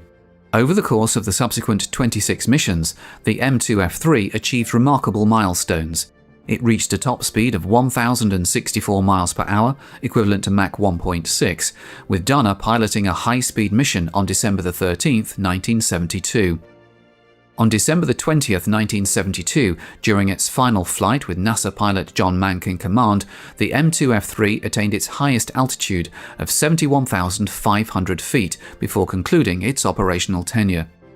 Today, the M2F3 stands proudly on display at the National Air and Space Museum in Washington, serving as a testament to its pivotal role in aerospace history and its contributions to the advancement of flight technology. The HL-10, delivered to the Flight Research Center by Northrop in January 1966, took to the skies for its maiden flight approximately 11 months later, on December the 22nd of the same year, piloted by Bruce Peterson prior to his injury in the M2F2 accident. Over the course of its operational tenure, the HL-10 completed 37 flights, setting numerous program records along the way. Peter Hogue piloted the HL-10 to a remarkable speed of 1,228 miles per hour, equivalent to Mach 1.86, marking the fastest speed achieved by any of the lifting bodies. Just 9 days later, NASA's Bill Danner guided the HL-10 to an impressive altitude of 90,303 feet, establishing the highest altitude reached by any of the lifting body aircraft. Furthermore, on May 9, 1969, under the command of pilot John Mank, the HL-10 became the first lifting body to achieve supersonic flight. Featuring a longitudinally curved bottom and a laterally rounded top, the HL-10 sported a distinctive delta planform. In its final configuration, directional control was facilitated by 3 vertical fins, 2 of which were canted outward from the body, accompanied by a tall center fin. A flush canopy blended into the smooth, rounded nose. It was about 21 feet long, with a span of 13.6 feet. Its glide flight weight was 6,473 pounds, and its maximum gross weight was more than 10,000 pounds. The flights of the HL-10 played a significant role in shaping the design decisions for the space shuttles, particularly in the exclusion of air-breathing engines for powered landings. The HL-10 concluded its operational flights on July 17, 1970, marking the end of its remarkable journey. Today, this iconic craft stands proudly on public display at the entrance to NASA Armstrong Flight Research Center, serving as a tangible reminder of its invaluable contributions to aerospace research and development. Built for the Air Force by Martin, the X-24A was a bulbous-shaped aircraft with 3 vertical fins at the rear for directional control. The X-24A boasted a weight of 6,270 pounds without propellants, with dimensions measuring just over 24 feet in length and nearly 14 feet in width. On April 17, 1969, Air Force Major Gerald Gentry piloted the X-24A for its inaugural unpowered glide flight. Gentry also commanded the vehicle during its first powered flight on March 19, 1970. Over the course of its operational lifespan, the X-24A undertook 28 flights, contributing to the validation of the concept that a wingless vehicle could execute unpowered landings akin to the HL-10 program. Decades later, in a cost-saving measure, the X-38 program managers opted to utilize the X-24A design, leveraging its complete aerodynamic database to minimize the need for additional wind tunnel tests that would have been necessary for a completely new design. The X-24A recorded its fastest speed of 1,036 miles per hour, Mach 1.6, with its highest altitude reaching 71,400 feet. Both of these milestones were achieved by NASA research pilot John Mank, who also piloted the craft on its final flight on June 4, 1971. The X-24B's design evolved from a family of potential re-entry shapes proposed by the Air Force Flight Dynamics Laboratory, each with higher lift-to-drag ratios. To reduce the construction costs of a research vehicle, the Air Force opted to return the X-24A to Martin for modifications. These alterations transformed its bulbous shape into a configuration resembling a flying flatiron, featuring a rounded top, flat bottom, and a double delta planform culminating in a pointed nose. John Mank took the helm for the maiden flight of the modified X-24B, piloting its first glide flight on August 1, 1973. He also commanded the vehicle during its inaugural powered mission on November 15, 1973. Notably, among the X-24B's final flights were 2 meticulously executed landings on the main concrete runway at Edwards, showcasing the operational feasibility of precise unpowered re-entry vehicle landings. These pivotal missions, executed by Mank and Air Force Major Mike Love, played a crucial role in shaping the flight procedures for modern space shuttle landings. The X-24B's last powered flight was on September 23, 1975, with Bill Danner at the controls, marking the conclusion of rocket-powered lifting body flights at the Flight Research Center. Interestingly, Danner also piloted the final X-15 rocket plane mission approximately 7 years prior.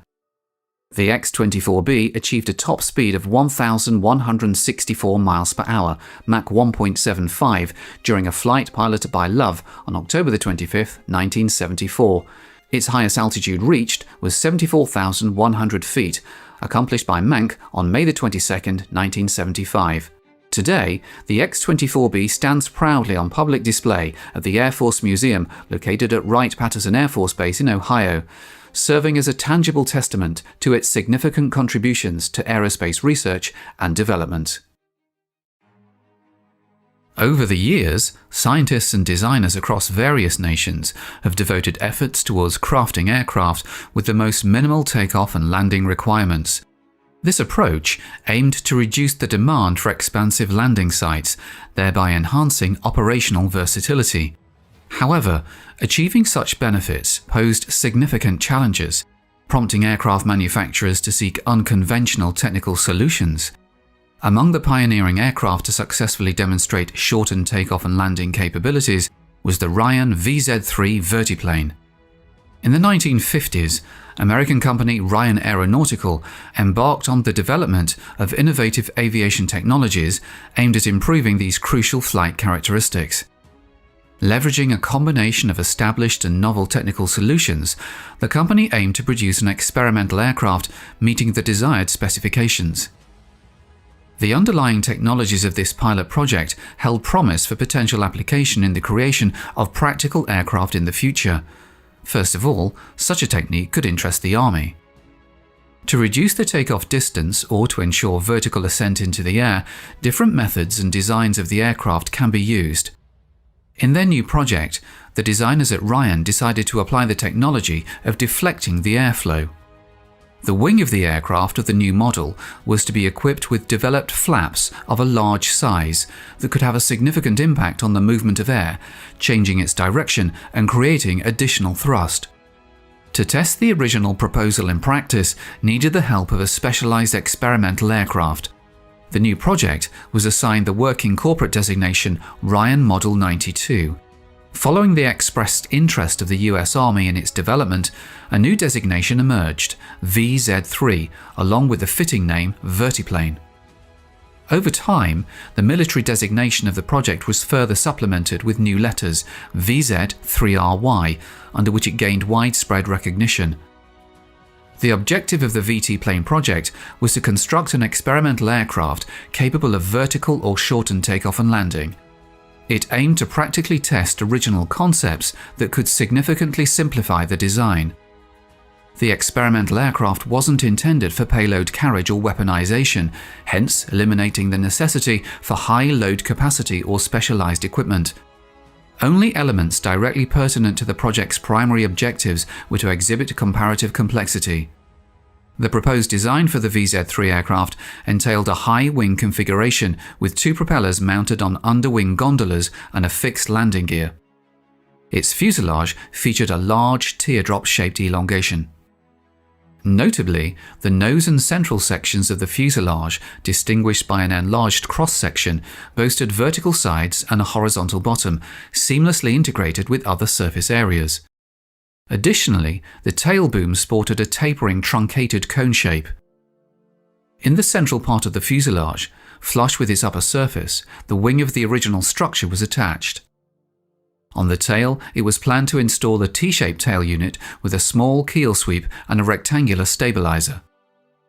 The nose of the fuselage accommodated the cockpit for a single pilot.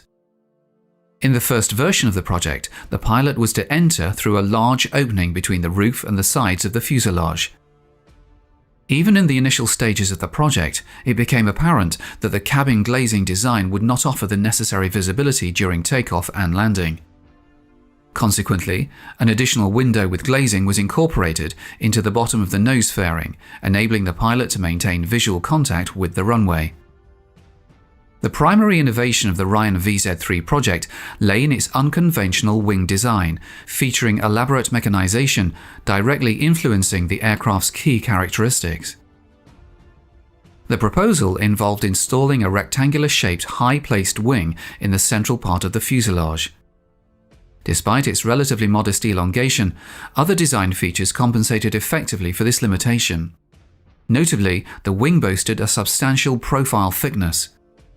Two small-sized gondolas housing gearboxes and propeller shafts were positioned beneath the wing. These gondolas featured large trapezoid-shaped combs aimed at mitigating airflow overflow and preventing it from exceeding prescribed limits. The experimental aircraft's wing featured sizable retractable flaps, comparable in area to the wing itself. To enhance takeoff and landing performance, these flaps could extend from the wing and tilt backwards, assuming a position close to vertical.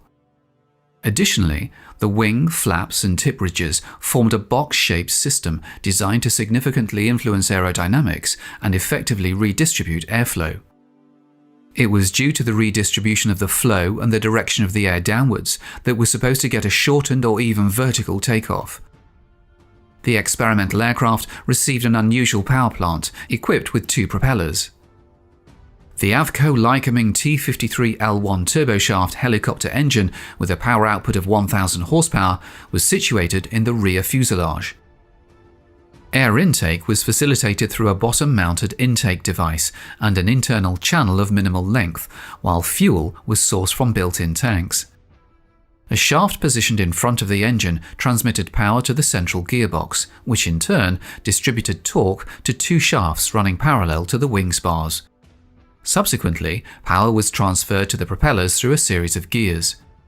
Three bladed propellers were affixed to the shafts emerging from the underwing gondolas, allowing for the gondolas to maintain a minimal size. Their width remained consistent with the pylons on which they were mounted, thereby minimizing obstruction of the plane's surface area. Each propeller boasted a diameter of 2.79 meters, effectively covering nearly the entire frontal projection area of the wing, thereby positively influencing flight performance. The experimental aircraft of this new model was designed to exhibit acceptable controllability across all flight modes. To achieve this, it was equipped with both traditional control surfaces and non-standard mechanisms serving similar purposes. Pitch and yaw control during speed flight modes were intended to be managed by the elevator and rudder respectively, situated on the stabilizer and keel. At low speeds, such devices sharply lost their efficiency, which, in addition to them, there was developed a system of gas rudders connected to the engine. The plane couldn't be completed with ailerons for this reason. The roll control was proposed to be carried out by changing the operating parameters of the two propellers. An increase in the thrust of one of the screws caused the corresponding plane to rise upwards under the action of the increased lift force and thus led to a change in roll. The initial version of the Ryan VZ3 vertiplane project featured a 3-point chassis with a tailwheel. The primary supports of this chassis comprised 3 tubes of varying lengths with wheels situated beneath the central fuselage section. A tail skid was positioned at the rear. Due to the aircraft's aim for minimal takeoff weight, provisions for retracting the chassis were not included. The dimensions of the first version of the aircraft were as follows: length 8.3 meters, wingspan 7.14 meters, height 3.25 meters. The normal takeoff weight was set at 1,180 kilograms, with the aircraft designed to be operated by a single pilot located in the forward cabin. The restricted takeoff weight constrained fuel capacity, with high speed and extended range not being primary project objectives. Instead, the focus was on achieving favorable takeoff and landing characteristics. The pilot project was completed in 1957, and by early the following year, the first prototype underwent testing. On February the 7th, it was transported to the airport for ground tests, which preceded its inaugural flight. Prior to this flight, extensive ground testing and wind tunnel trials were conducted over the course of nearly a year. The efforts yielded valuable insights into the aircraft's behavior across various modes of operation and identified areas for necessary improvements. According to the results of ground tests, an experienced aircraft was allowed to fly. The first flight of the experienced Viaplane took place on January 21, 1959. The use of large flaps, together with the wing forming a box-like structure, gave certain results. In practice, it revealed the possibility of a sharp reduction in takeoff and run. At the same time, it wasn't without its problems. The initial challenges with the 1,000 horsepower engine became apparent early on, as it failed to generate the necessary thrust to take off without a sufficient headwind, resulting in extended run-up requirements. Furthermore, occasional handling issues arose under certain conditions. The primary focus of the test flights was to ascertain the actual performance characteristics during takeoff and landing modes. Evaluation of the aircraft's behavior in horizontal flight was of secondary importance. Testing revealed that the current configuration still couldn't execute vertical takeoff. Nevertheless, it showed promising potential for reducing run-up and runway requirements, albeit often reliant on favorable headwinds. Throughout the first months of 1959, Ryan Aeronautical and US Army specialists managed only about 24 relatively successful test flights. Unfortunately, during the 21st flight, the experimental VZ-3 experienced a mishap resulting in damage. Despite this setback, the decision was made to restore the aircraft and continue testing. However, shortly after the accident and the commencement of repairs, the US military lost interest in the unconventional project and withdrew its participation. This decision was influenced by various factors, leading to a halt in further collaboration on the project. However, the aircraft was still needed by science, because of which, after repair, the prototype was transferred to NASA. Further work was carried out by the Aerospace Agency specialists. The tests were resumed in February 1960, but soon stopped again. During the next descent into the air, there were problems that forced the pilot to leave the car. Fortunately, the aircraft sustained minimal damage and was deemed repairable. This presented an opportunity to implement several new solutions inspired by the breakdowns and subsequent repairs. The prototype wasn't merely restored, it was also reimagined according to an updated project plan. These enhancements were informed by ground and aerodynamic tests, as well as insights gained from the initial test flights.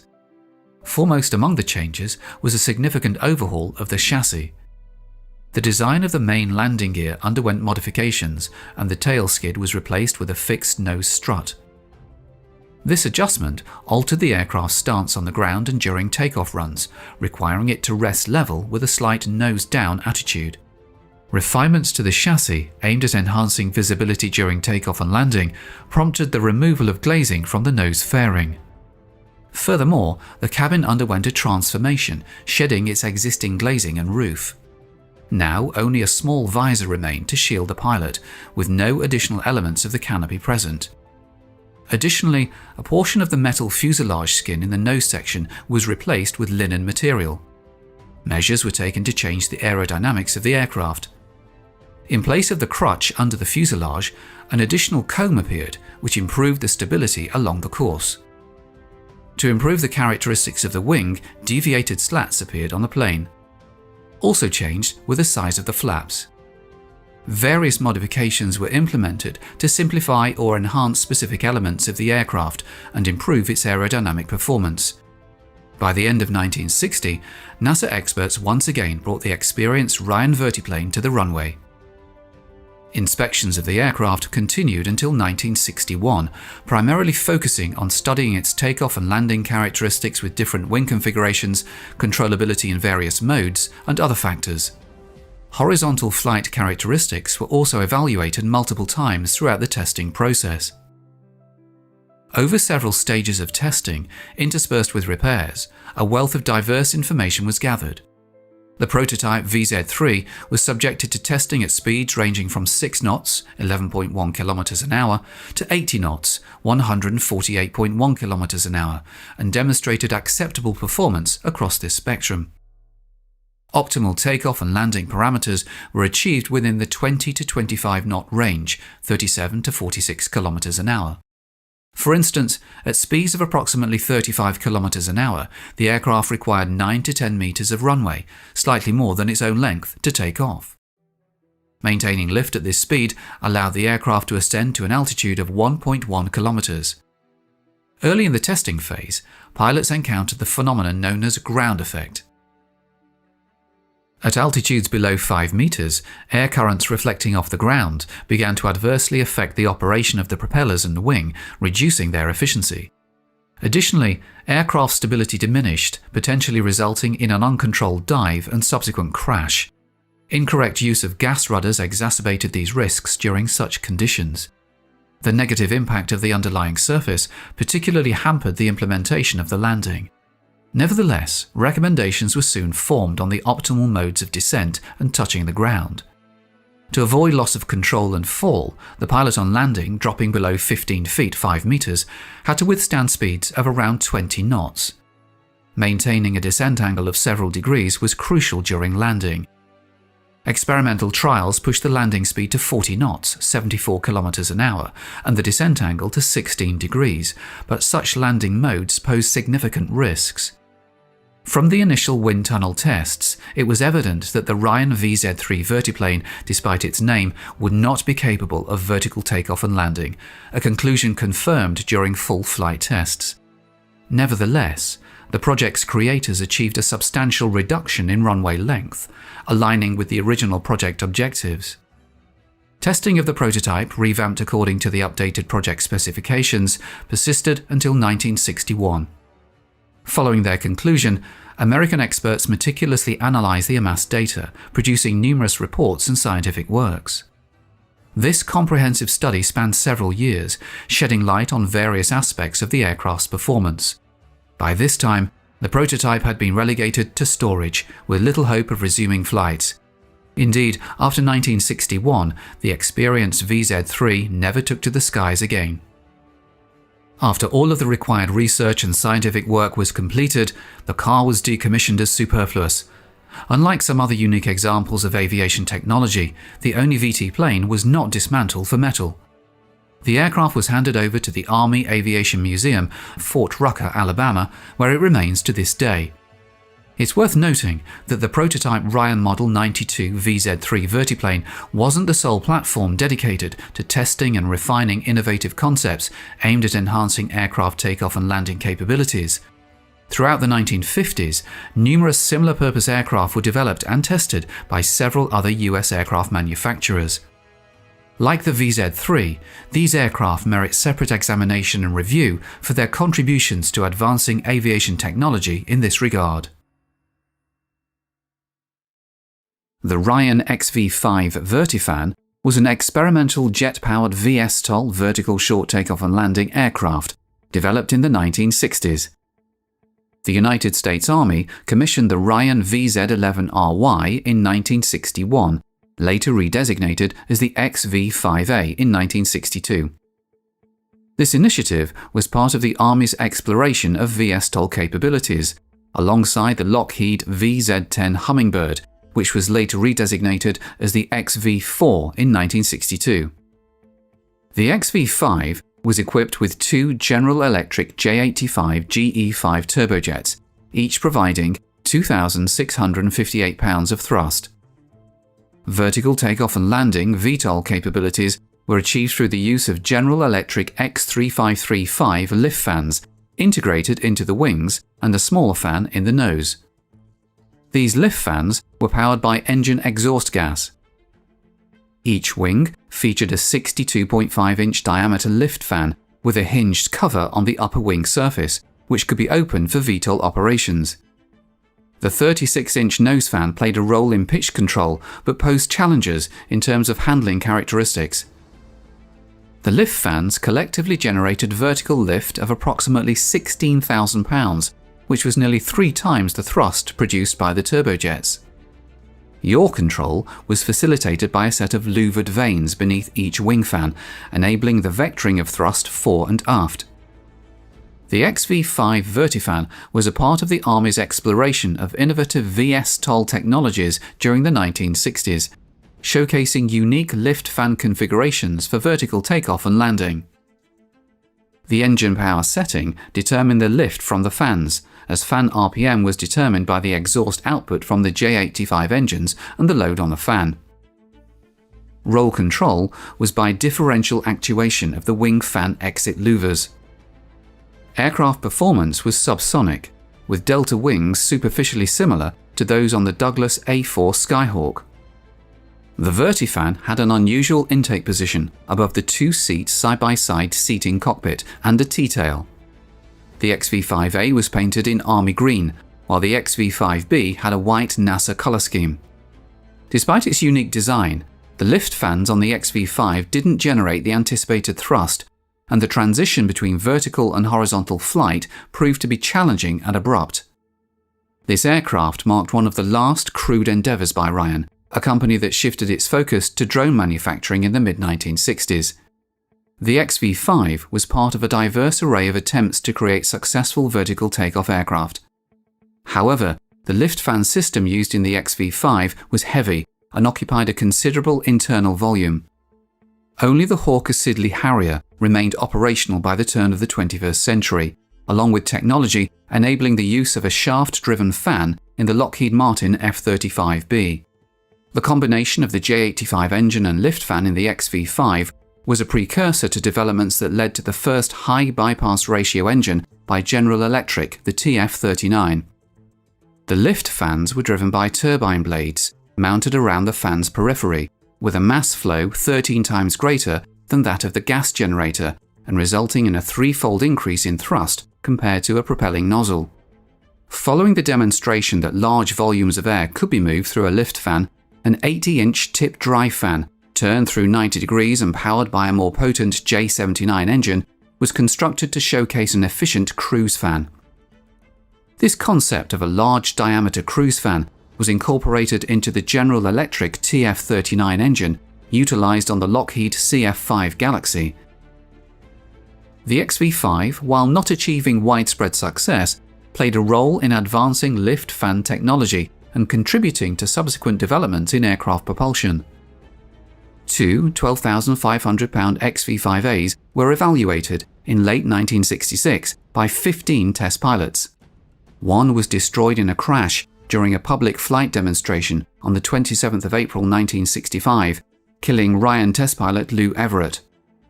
As a result of this accident, the conversion switch was changed to a lift-lock toggle and relocated on the main instrument panel ahead of the collective lever control. The XV-5 presented challenges during landing due to various factors. Yaw control relied on altering the angle of the lift fans in opposing directions, but this method proved insufficient for precise low-speed handling. The duct doors further complicated control, causing significant pitch changes even at low speeds. Additionally, the aircraft experienced poor acceleration during standard runway takeoffs. Promotional materials and tests explored the potential of a rescue version equipped with a winch to hoist individuals into a compartment behind the pilots. However, a tragic incident occurred on October 5, 1966, during trials for the rescue aircraft. The second XV-5 sustained extensive damage when a suspended horse collar survivor sling was drawn into a wing fan. Despite the fan still functioning well enough for controlled flight, Major David H. Tittle, the pilot, suffered fatal injuries due to the ejection seat propelling him out of the aircraft after it hit the concrete airport surface. Following the accident, the second aircraft was reconstructed as the modified XV-5B, and testing continued until 1971. An XV-5B is currently on display at the United States Army Aviation Museum in Fort Novosel, Alabama.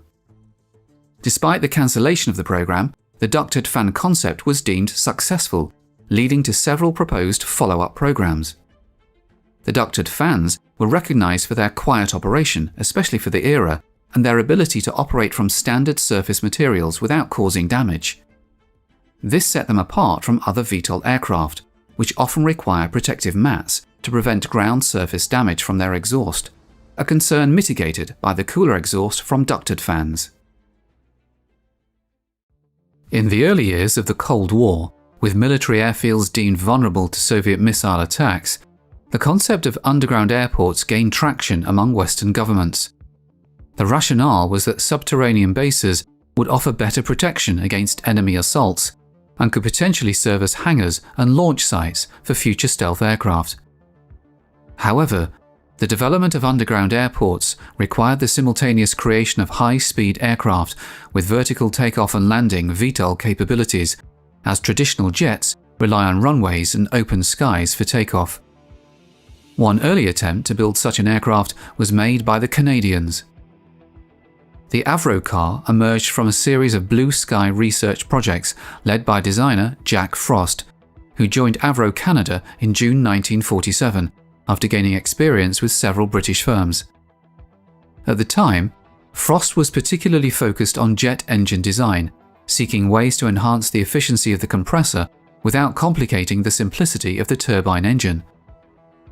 During the 1950s, Jack Frost initiated the ambitious Project Y with the aim of developing a vertical takeoff and landing aircraft capitalizing on his newly designed high-power engine. This project represented a forward-looking exploration into VTOL capabilities, aligning with the broader interest in unconventional aircraft designs during the Cold War era. The innovative design featured the redirection of thrust through ducts along a distinctive delta wing, reminiscent of a spade on a playing card. Despite encountering financial constraints and skepticism from the military, Frost persevered in his experimentation. He explored the Quanda effect to enhance the VTOL capabilities, seeking a more practical solution for the project. Although Project Y secured funding from the Canadian Defence Research Board and the US, the Avrocar, a project initiated by designer Jack Frost at Avro Canada, faced eventual cancellation due to safety issues encountered during testing. The concept of the aircraft went beyond conventional boundaries, aiming to create a supersonic large-disc fighter with the unique capability of performing vertical takeoffs and landings. The project reflected the era's challenges and aspirations in pushing the limits of aeronautical innovation. To gather flight data on the basic concept while engine development continued, Frost proposed the construction of a smaller proof-of-concept test vehicle in 1958, which he named the Avrocar. Simultaneously, the US Army was engaged in various experiments involving smaller vertical takeoff and landing aircraft, envisioning them as flying jeeps. The Army became interested in Avro's concept, and Frost pitched the smaller design as a prototype suitable for the Army's needs and an aerodynamic testbed for the WS-606 engine. Initial performance requirements for the Avrocar included a 10-minute hover capability in ground effect and a 25-mile range with a 1,000-pound payload. Avro secured a $2 million joint services contract for the construction and testing of 2 Avrocars, designated by the Army as VZ-9AV. The Army expressed significant interest in the Avrocar program, considering it a potential replacement for helicopters. However, safety concerns during testing eventually led to the cancellation of the project, highlighting the difficulties in realizing unconventional and ambitious aircraft concepts during that period. Additional Air Force funding, approximately $700,000, was allocated to the project from the 606A program. In March 1959, a $1.77 million contract was secured for a second prototype. Despite setbacks, including the cancellation of the Avro CF-105 Arrow program in 1959, the Special Projects Group at Avro Canada continued its work on the Avrocar, with renewed involvement from company leadership. The USAF Project Office initially recommended cancelling the WS-606A and related work, but an extensive effort led by Jack Frost resulted in the authorization to continue the Flying Saucer programs in May 1959.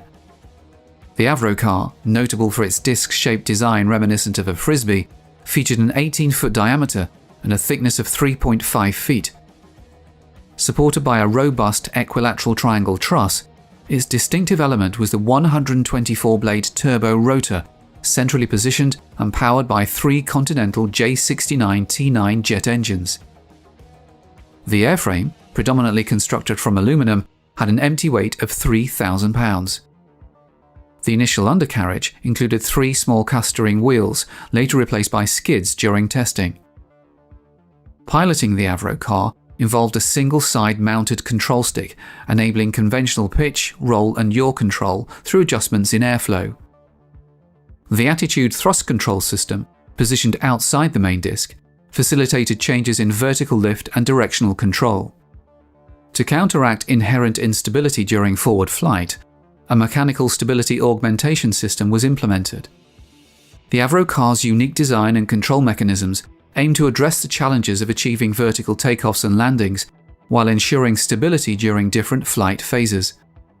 Leveraging the turbo rotor's significant angular momentum, it functioned as a powerful gyroscope, stabilizing the craft. The crew compartment accommodated 2 individuals in separate cockpits integrated into the airframe. Practical testing initially involved a single pilot, with occasional flights featuring an observer in the secondary cockpit. Addressing control intricacies, Avro test pilots honed a nuanced understanding of the craft's sensitive inputs. Chief Development Test Pilot Pitocchi achieved a hands-off flight after resolving control issues, marking a notable advancement. However, despite progress, Avro test pilot Peter Cope, USAF project pilot Walter J. Hodgson, and NASA's Ames Research Center Chief Test Pilot Fred J. Drinkwater III all emphasized the persistently challenging nature of the Avrocar.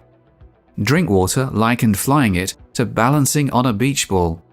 The first Avrocar, 587055, faced hover issues due to exhaust mixing and limited lift, leading to modifications. The second, 594975, encountered uncontrollable roll and pitch oscillations during tethered hover attempts, attributed to the hubcapping effect, prompting numerous modifications. Despite improvements, nozzle control issues and stability problems persisted. A new design with separate hover and forward flight controls in 1960 demonstrated better control but maintained pitch instability. Further modifications in 1961 improved hover control, allowing speeds up to 100 knots, but pitch instability persisted. A second evaluation in June 1961 revealed control problems and limited flight above critical altitudes. Before modifications could be implemented, funding ran out in March 1961. Despite Frost's proposals for a modified design, the Avrocar and related WS-606A supersonic VTOL programs were officially cancelled in December 1961 by the US military. The VZ-9AV Avrocar and its nascent VTOL technology are credited with paving the way for the development of subsequent VTOL-capable aircraft, such as the AV-8B Harrier II, V-22 Osprey, F-22 Raptor, and others currently employed in various missions by the US military. Despite its challenges, the Avrocar played a significant role in advancing vertical takeoff and landing technology, contributing to the evolution of modern VTOL aircraft.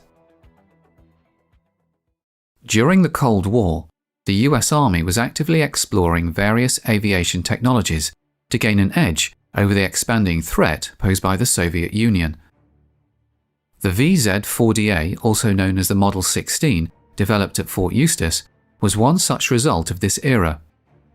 Edmund R. Doak, the president of Doak Aircraft Company in Torrance, California, had been experimenting with ducted fans and related air-moving concepts since 1935. He proposed a vertical takeoff and landing VTOL aircraft to the US military as early as 1950. Doak successfully convinced the Army Transportation Research and Engineering Command at Fort Eustis that his VTOL aircraft could amalgamate the benefits of a conventional fixed-wing fighter with the helicopter's capacity to take off and land in confined spaces. Recognizing the potential vulnerability of Allied air bases and runways to Soviet first strikes, the Army considered the ability to take off and land in small areas crucial. VTOLs, similar to helicopters, offered the advantage of lingering longer over a target, hovering, and even flying backwards. In essence, the Doak Model 16 appeared to be an ideal utility and observation platform, with the potential to deliver fire to ground targets. On April 10, 1956, the Army awarded Doak a contract for a single research vehicle, initiating the development of the experimental VTOL aircraft. Only one prototype, serial number 569642, would ever be built and tested. The Doak 16's two 5-foot diameter ducted fiberglass fans were located on its wingtips. Positioned vertically for takeoff and landing, they were rotated into a horizontal attitude for normal forward flight, the first time this concept was successfully employed. A rotation speed of 4,800 RPM was required to achieve lift. To maintain a low weight, the fuselage of the Doak 16 was constructed using uncovered welded steel tubing, later covered with molded fiberglass at the nose and thin aluminum sheeting on the aft fuselage. This modification was made when it was discovered that the open frame was hindering forward speed trials. The wings and tail, on the other hand, were made of metal. Edmund R. Doak demonstrated resourcefulness in cost-cutting measures, incorporating the landing gear from a Cessna 182, seats from a North American F-51, and duct actuators from Lockheed T-33 electric flap motors. The two-place tandem cockpit could accommodate a pilot and observer, with standard stick and rudder controls for the pilot. The aircraft's empty weight was 2,400 pounds, and its gross weight was 3,300 pounds. It had a wingspan of 25 feet 7 inches, measured 32 feet in length, and stood 10 feet 1 inch high. By 1958, the Doak 16 had undergone multiple test flights at Torrance Municipal Airport. Its first hovering flight took place on February 25, 1958, and on May 5, 1959, the prototype achieved its first conversion from vertical to horizontal flight, and vice versa. The Doak 16 completed 50 hours of flight testing, including 32 hours on a test stand, 18 hours of tethered hovering, and taxiing. Throughout this process, some undesirable flight characteristics emerged, such as the aircraft's tendency to nose up during the transition from hovering to forward flight, and a short takeoff and landing performance that fell below expectations. But engineers believed these problems were all solvable. Transferred to Edwards Air Force Base in October 1958, the Doak 16 underwent another 50 hours of testing, in the course of which it logged some promising performances. The VTOL single 825 horsepower Lycoming T53L1 turbine power plant gave it a maximum speed of 230 miles per hour, a cruising speed of 175 miles per hour, and range of 250 miles. A T-box on the engine transmitted power to the ducted fans through a 4-inch tubular aluminum shaft and two smaller steel shafts. The aircraft's service ceiling was 12,000 feet, and it had a flight endurance of 1 hour. These performance attributes led to its acceptance by the Army in September 1959. Officially designated the VZ-4DA, the prototype was then transferred to NASA Langley Research Center in Hampton, Virginia for further testing. In late 1960, a recession in the aerospace industry prompted Edmund Doak to lay off 90% of his employees. During this period, Douglas Aircraft took over the VZ-4DA project by purchasing the patent rights and engineering files. 4 Doak engineers were also hired by Douglas to continue their work at El Segundo. They implemented a larger engine and made structural improvements. However, after 3 more years of testing, the Army withdrew the VZ-4DA from active trials. NASA subsequently acquired it in 1973, and it was later transferred to Fort Eustis, where it remained in storage for a time. The demise of the VZ-4DA as a viable Army aircraft can be attributed to the evolving preferences within the Army. As the helicopter emerged as the Army's preferred mode of transport during the Doak 16's development, the focus shifted to funding rotorcraft, leading to a reduced emphasis on unconventional prototypes, including the VZ-4DA, which were previously under consideration for production. The changing strategic priorities within the Army contributed to the discontinuation of the VZ-4DA as an active military aircraft.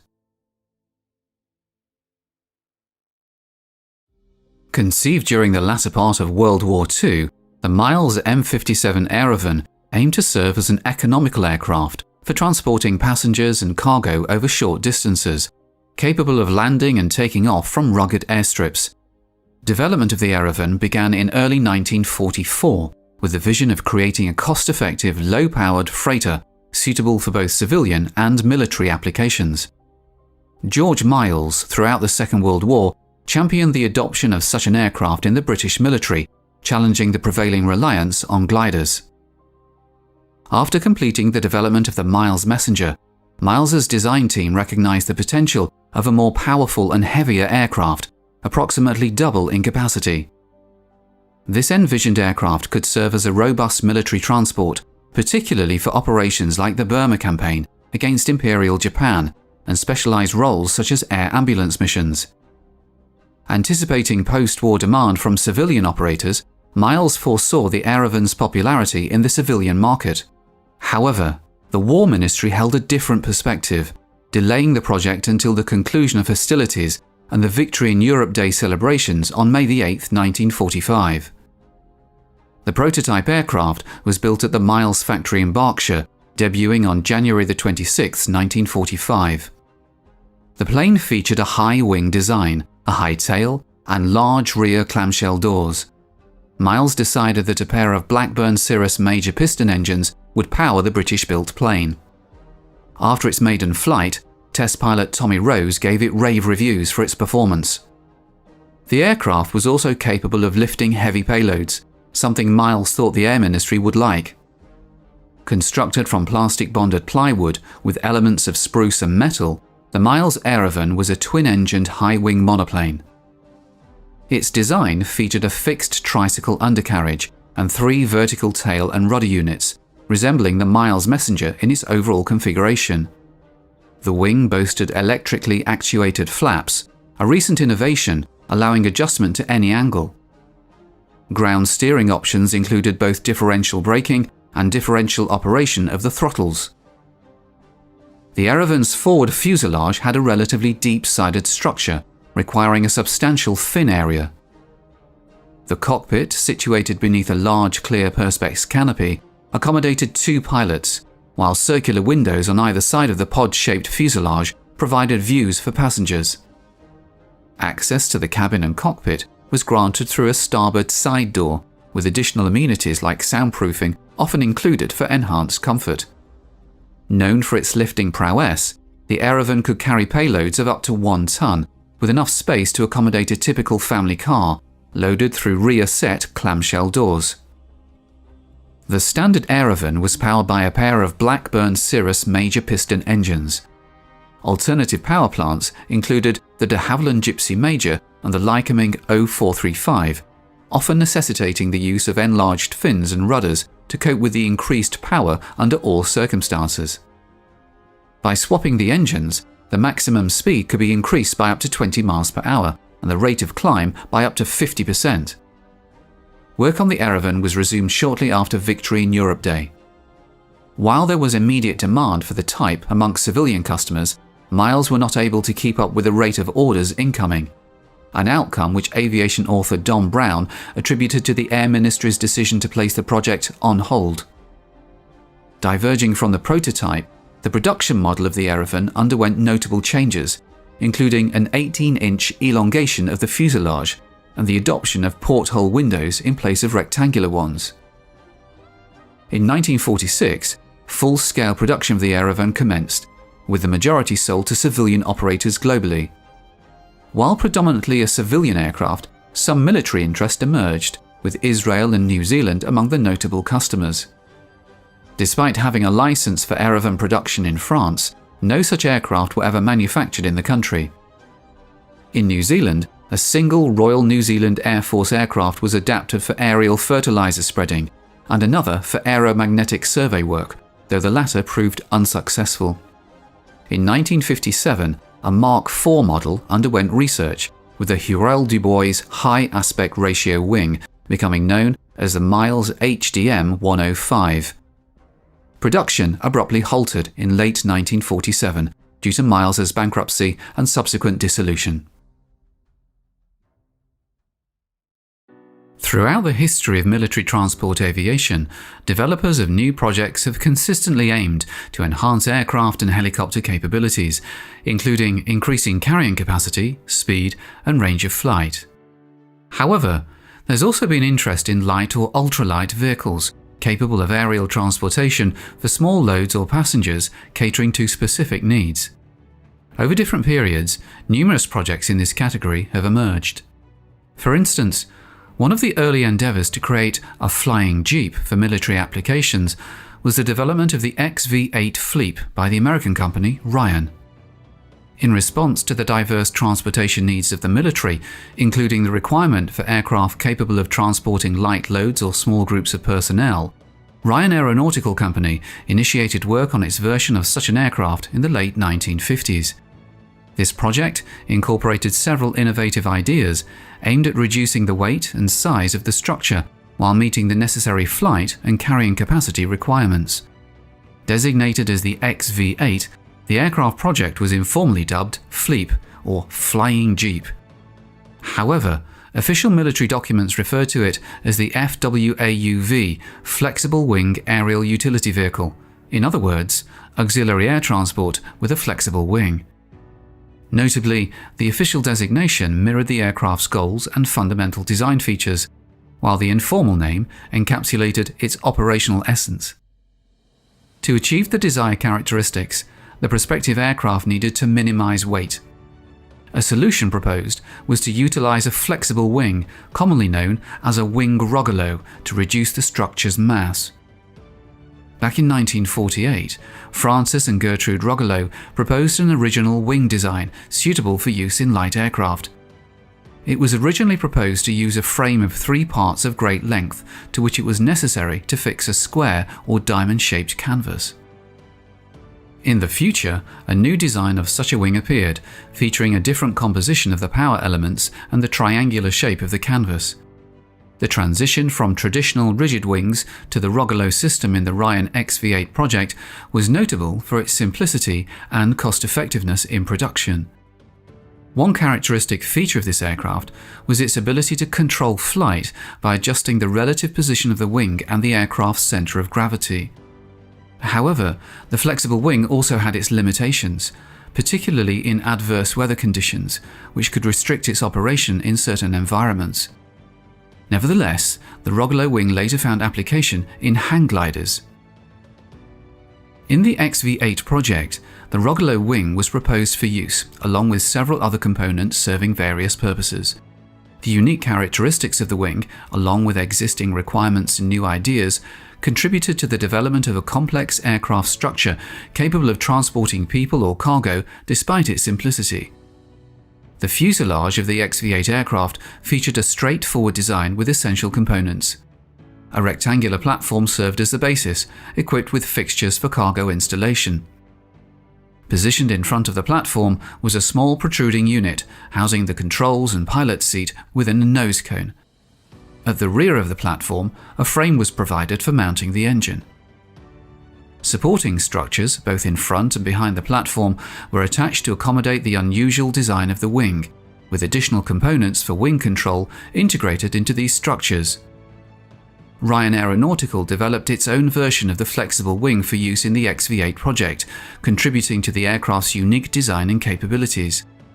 As a basis for this product, 3 metal pipes with a length of 26 feet, about 8 meters, were used. In the nose of the wing, 3 tubes were pivotally connected, which allowed them to move in the same plane. A special mechanism was used to change the relative position of the pipes of the wing frame, which implies the simultaneous movement of the side parts. Near the central part of the wing was placed a set of rigid beams, with the help of which the side pipes could be reduced to the central or conversely diluted to the sides.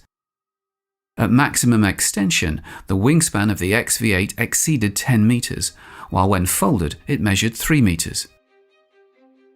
To manage the excessive spreading of the tubes, a control mechanism and several braces were employed. The wing structure comprised 3 pipe beams supporting a quadrangular canvas, forming the wing plane and generating lift. Upon extension, the side pipes created the characteristic wing profile with 2 curved sections at the rear. The leading edge exhibited a sweep of 50 degrees, and the total area, excluding canvas bends, measured 450 square meters. Various materials, including synthetic textiles and films, were tested for the canvas surface. Mounted on the central beam of the Rogallo folding wing were attachments for fuselage truss installation. This pipe was firmly affixed to a swinging arm hinged at the apex of the framework.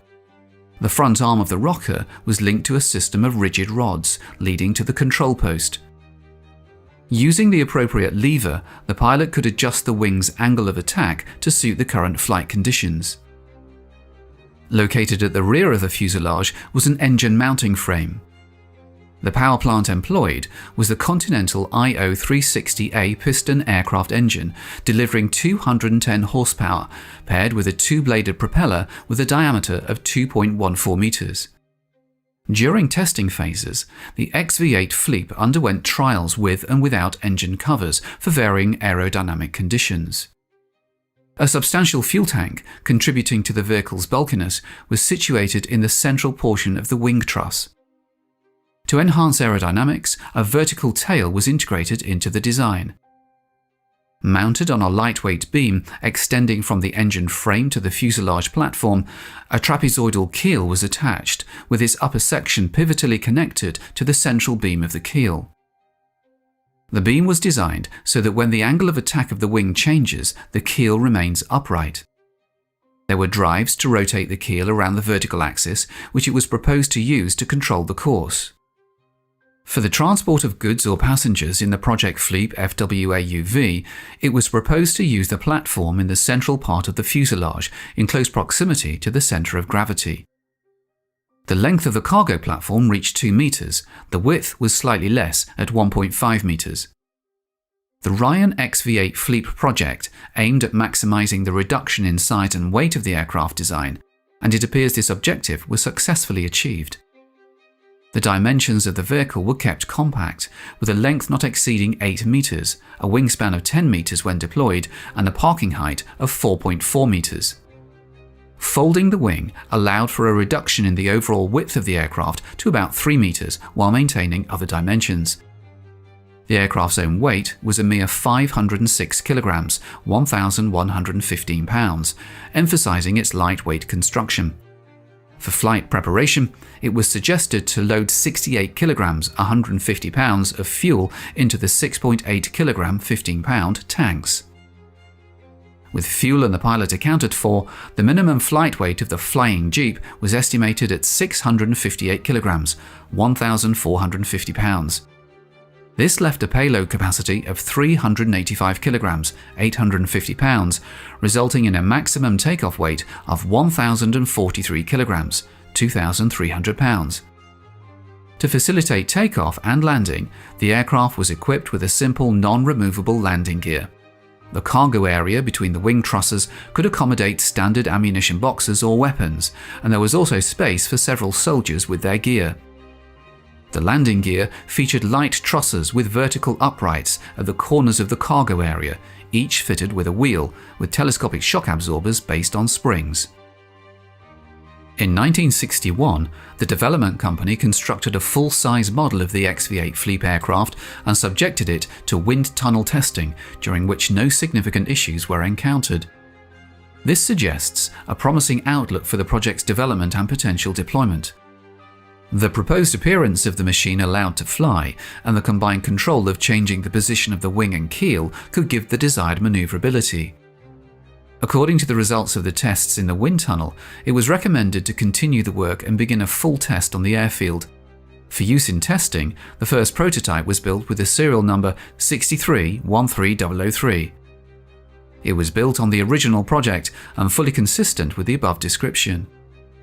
The initial prototype of the Fleep, distinguished by its characteristic appearance, underwent successful runway runs without any issues. However, challenges emerged during attempts to lift the flying Jeep into the air, highlighting both its strengths and weaknesses. To achieve takeoff and landing, a runway length of 170 meters was required, demonstrating the effectiveness of the wing's optimal angle of attack. However, This design feature proved to be a drawback in other flight modes, as swinging the wing and adjusting its angle of attack didn't provide the necessary control. The lack of adequate control in flight could potentially lead to serious consequences, particularly considering the intended military application of the equipment. Consequently, the XV-8 project required significant improvements to address these shortcomings. Further analysis identified necessary enhancements, including simplifying the wing's angle of attack control system to allow fixation of the central tube in one of two positions. Additionally, the updated design necessitated the incorporation of a complete tail with a set of control surfaces to improve maneuverability.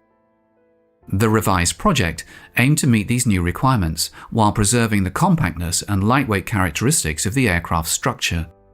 Consequently, a second prototype, identified by the factory number 6313004, was promptly constructed according to the updated specifications. In accordance with the updated requirements, the second machine Fleet FWAUV received a new version of the power elements of the wing.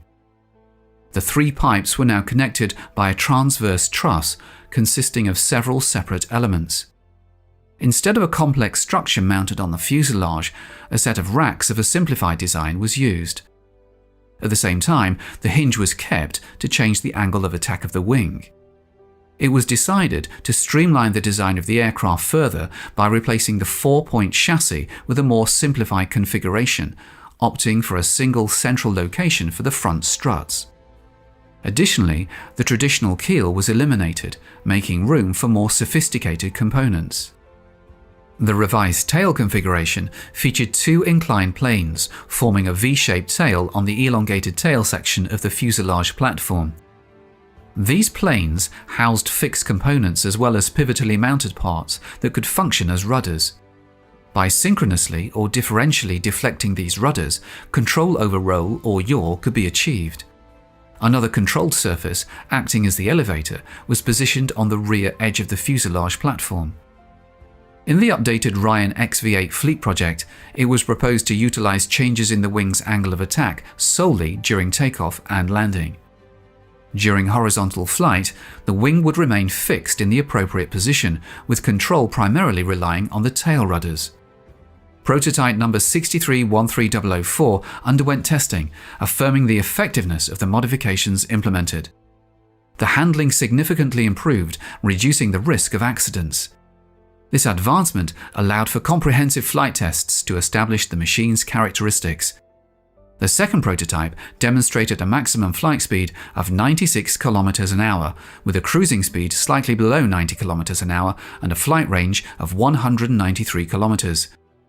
With successful test results, the project's future prospects were determined, indicating promising potential for further development. A characteristic feature of the first version of the Project XV-8 FWAUV was the maximum possible simplicity of the design, which allowed good weight returns to be achieved. Noticeable refinements of the device necessary to increase manageability and reduce the likelihood of an accident led to some increase in its own weight and a corresponding decrease in other parameters. In conclusion, despite its initial promise, the Ryan XV-8 fleet project didn't meet the expectations of the potential military customer due to shortcomings in controllability and performance. The first version lacked adequate controllability despite its advantages in size and cargo capacity, while the second version sacrificed certain parameters in favor of improved controllability. Recognizing the limitations of the existing design, further development of the XV-8 project was deemed impractical, leading to its closure. However, the flexible wing used in the project showed great promise and potential for various applications. Despite its simplicity, the Rogallo wing design proved to be of significant interest and paved the way for advancements in ultralight aviation. Although the XV-8 project didn't achieve tangible results in military re-equipment, it played a crucial role in advancing the understanding and development of flexible wing technology, contributing to future innovations in aviation.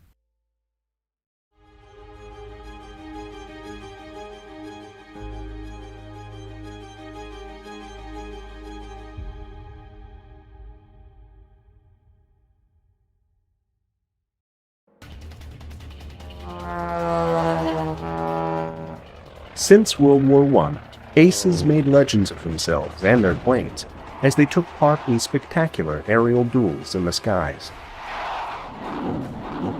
But fighter aircraft paid a price for their speed and maneuverability. With their compact airframes, it was a challenge to stock them with adequate fuel as they trekked deep into enemy territory. But was there a way for fighters to bring their air bases and supplies with them? Could flying aircraft carriers be constructed to deliver an entire fighter force over the epicenter of a combat zone?